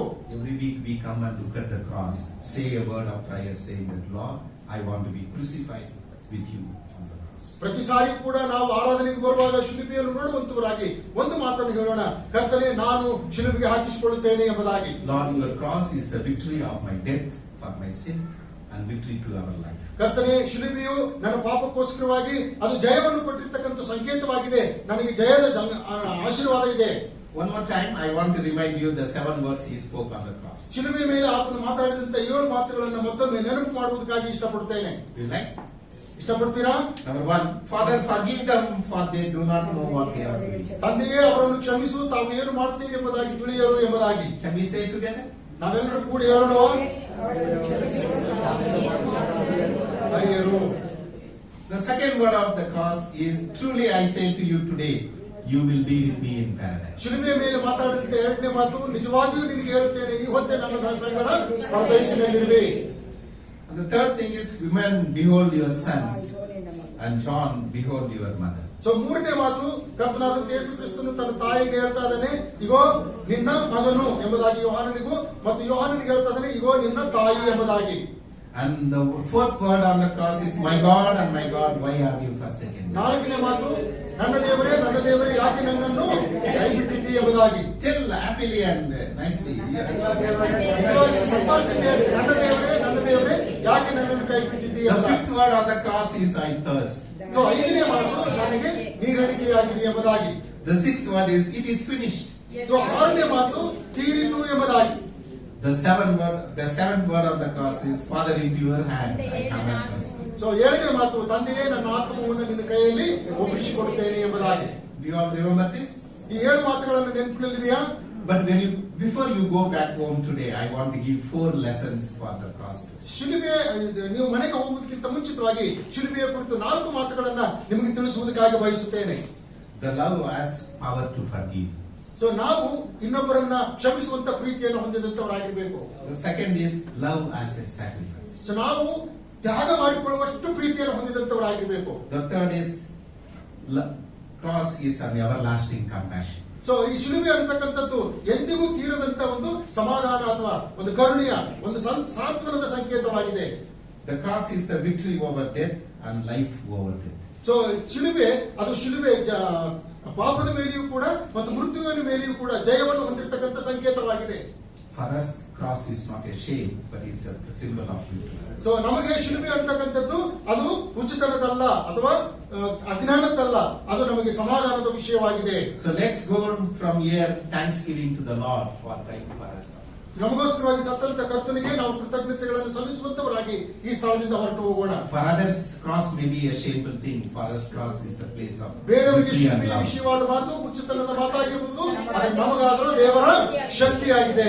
So while we were still sinners, ನಾವು Christ died. ಪಾಪಿಗಳಾಗಿದ್ದಾಗಲೂ ಆತನು ನಮಗಾಗಿ ಸತ್ತಿದ್ದಾನೆ. By doing that, God demonstrated His love towards us. ಅದನ್ನು ಆ ಕರ್ತನನ್ನು ಶಿಲುಬೆಗೆ ಹಾಕಿಸುವುದರ ಮೂಲಕವಾಗಿ ದೇವರು ತನ್ನ ಪ್ರೀತಿಯನ್ನ ಸಿದ್ಧಾಂತಪಡಿಸಿದ್ದಾನೆ.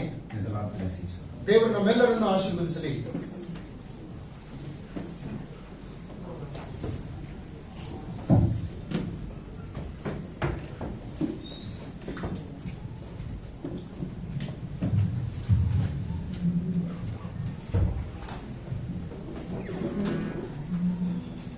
ಎಲ್ರು ನಿಂತ್ಕೊಳ್ಳೋಣ.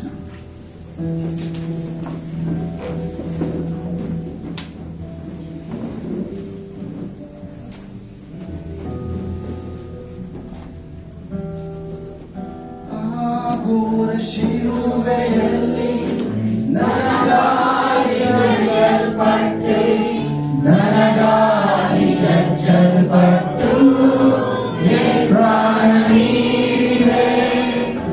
ಆ ಘೋರ ಶಿಲುಬೆಯಲ್ಲಿ ನನಗಾಗಿ ಜಡಿಯಲ್ಪಟ್ಟೆ, ನನಗಾಗಿ ಜಜ್ಜಲ್ಪಟ್ಟು ಪ್ರಾಣ ನೀಡಿದೆ. ಎಷ್ಟೊಂದು ಮಮತೆಯನ್ನು ನನ್ನ ಮೇಲೆ ತೋರಿದೆ, ದಿನವೆಲ್ಲ ನಿನ್ನಯ ಪ್ರೀತಿಯ ಹೊಗಳುವೆ. ಎಷ್ಟೊಂದು ಮಮತೆಯನ್ನು ನನ್ನ ಮೇಲೆ ತೋರಿದೆ, ದಿನವೆಲ್ಲ ನಿನ್ನಯ ಪ್ರೀತಿಯ ಹೊಗಳುವೆ. ಆರಾಧಿಸುವೆನು ನಿನ್ನ ಯೇಸುವೇ, ಆರಾಧಿಸುವೆನು ನಿನ್ನ,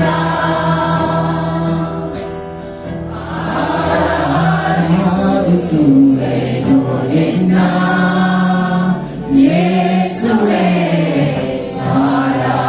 ಆರಾಧಿಸುವೆನು ನಿನ್ನ.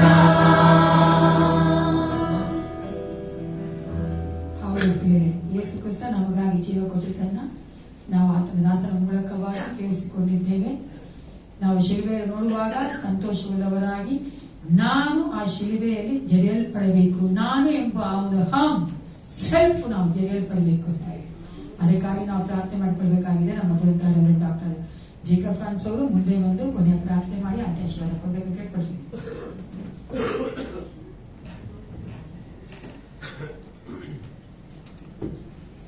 ಇದುವರೆಗೂ ಶುಭ ಶುಕ್ರವಾರದ ವಿಶೇಷತೆಯನ್ನು ಕಂಡುಕೊಂಡಂತ ನಾವು ನಮ್ಮ ಕಣ್ಣುಗಳನ್ನು ಮುಚ್ಚಿ ಮತ್ತೊಂದು ಆವೃತ್ತಿ ಈ ಪರಿಶುದ್ಧ ವಾರದಲ್ಲಿ ನಡೆಯತಕ್ಕಂಥ ಘಟನಾವಳಿಗಳನ್ನು ಜ್ಞಾಪಿಸಿಕೊಳ್ಳುತ್ತಾ ದೇವರಿಗೆ ಸ್ತೋತ್ರ ಮಾಡುವವರಾಗಿದ್ದೇವೆ. ಕಳೆದ ಭಾನುವಾರದಂದು ಗರಿಗಳ ಭಾನುವಾರವಾಗಿ ಒಡ್ಡೋಲಗವಾಗಿ ಕರ್ತನು ಯೆರೂಸಲೇಮ್ ಆಲಯಕ್ಕೆ ಬರುವುದನ್ನು ಧ್ಯಾನಿಸಿದ್ದೇವೆ. ಈ ದಿನ ಶುಭ ಶುಕ್ರವಾರವನ್ನು ನಾವು ಧ್ಯಾನಿಸುವಾಗ ಕ್ರಿಸ್ತನು ನಮಗಾಗಿ ಮರಣ ಹೊಂದಿ ನಮಗೆ ರಕ್ಷಣೆಯ ಬಿಡುಗಡೆ ಕೊಟ್ಟಿದ್ದನ್ನು ಜ್ಞಾಪಿಸಿಕೊಳ್ಳುವರಾಗಿದ್ದೇವೆ. ನಾಳೆಯ ದಿನ ಆ ಕ್ರಿಸ್ತನನ್ನು, ಮರಣ ಹೊಂದಿದ ಕ್ರಿಸ್ತನನ್ನು ಸಮಾಧಿಯಲ್ಲಿ ಹೂಳಿದ್ದನ್ನು ಜ್ಞಾಪಿಸಿಕೊಳ್ಳುವರಾಗುತ್ತಾ ಇರುವಾಗ ಮತ್ತೆ ಭಾನುವಾರದ ದಿನ ಈಸ್ಟರ್ ಸಂಡೇ ಅಥವಾ ಪುನರುತ್ಥಾನದ ಮಹಿಮೆಯನ್ನು ಕಾಣುವ ಭಾನುವಾರವನ್ನಾಗಿ ಇಡೀ ವಿಶ್ವದಲ್ಲೇ ಎಲ್ಲ ಕ್ರಿಸ್ತನ ಅನುಯಾಯಿಗಳು ಪಾಲಿಸುವಂಥದ್ದನ್ನು ನಾವು ನೋಡುವರಾಗಿದ್ದೇವೆ.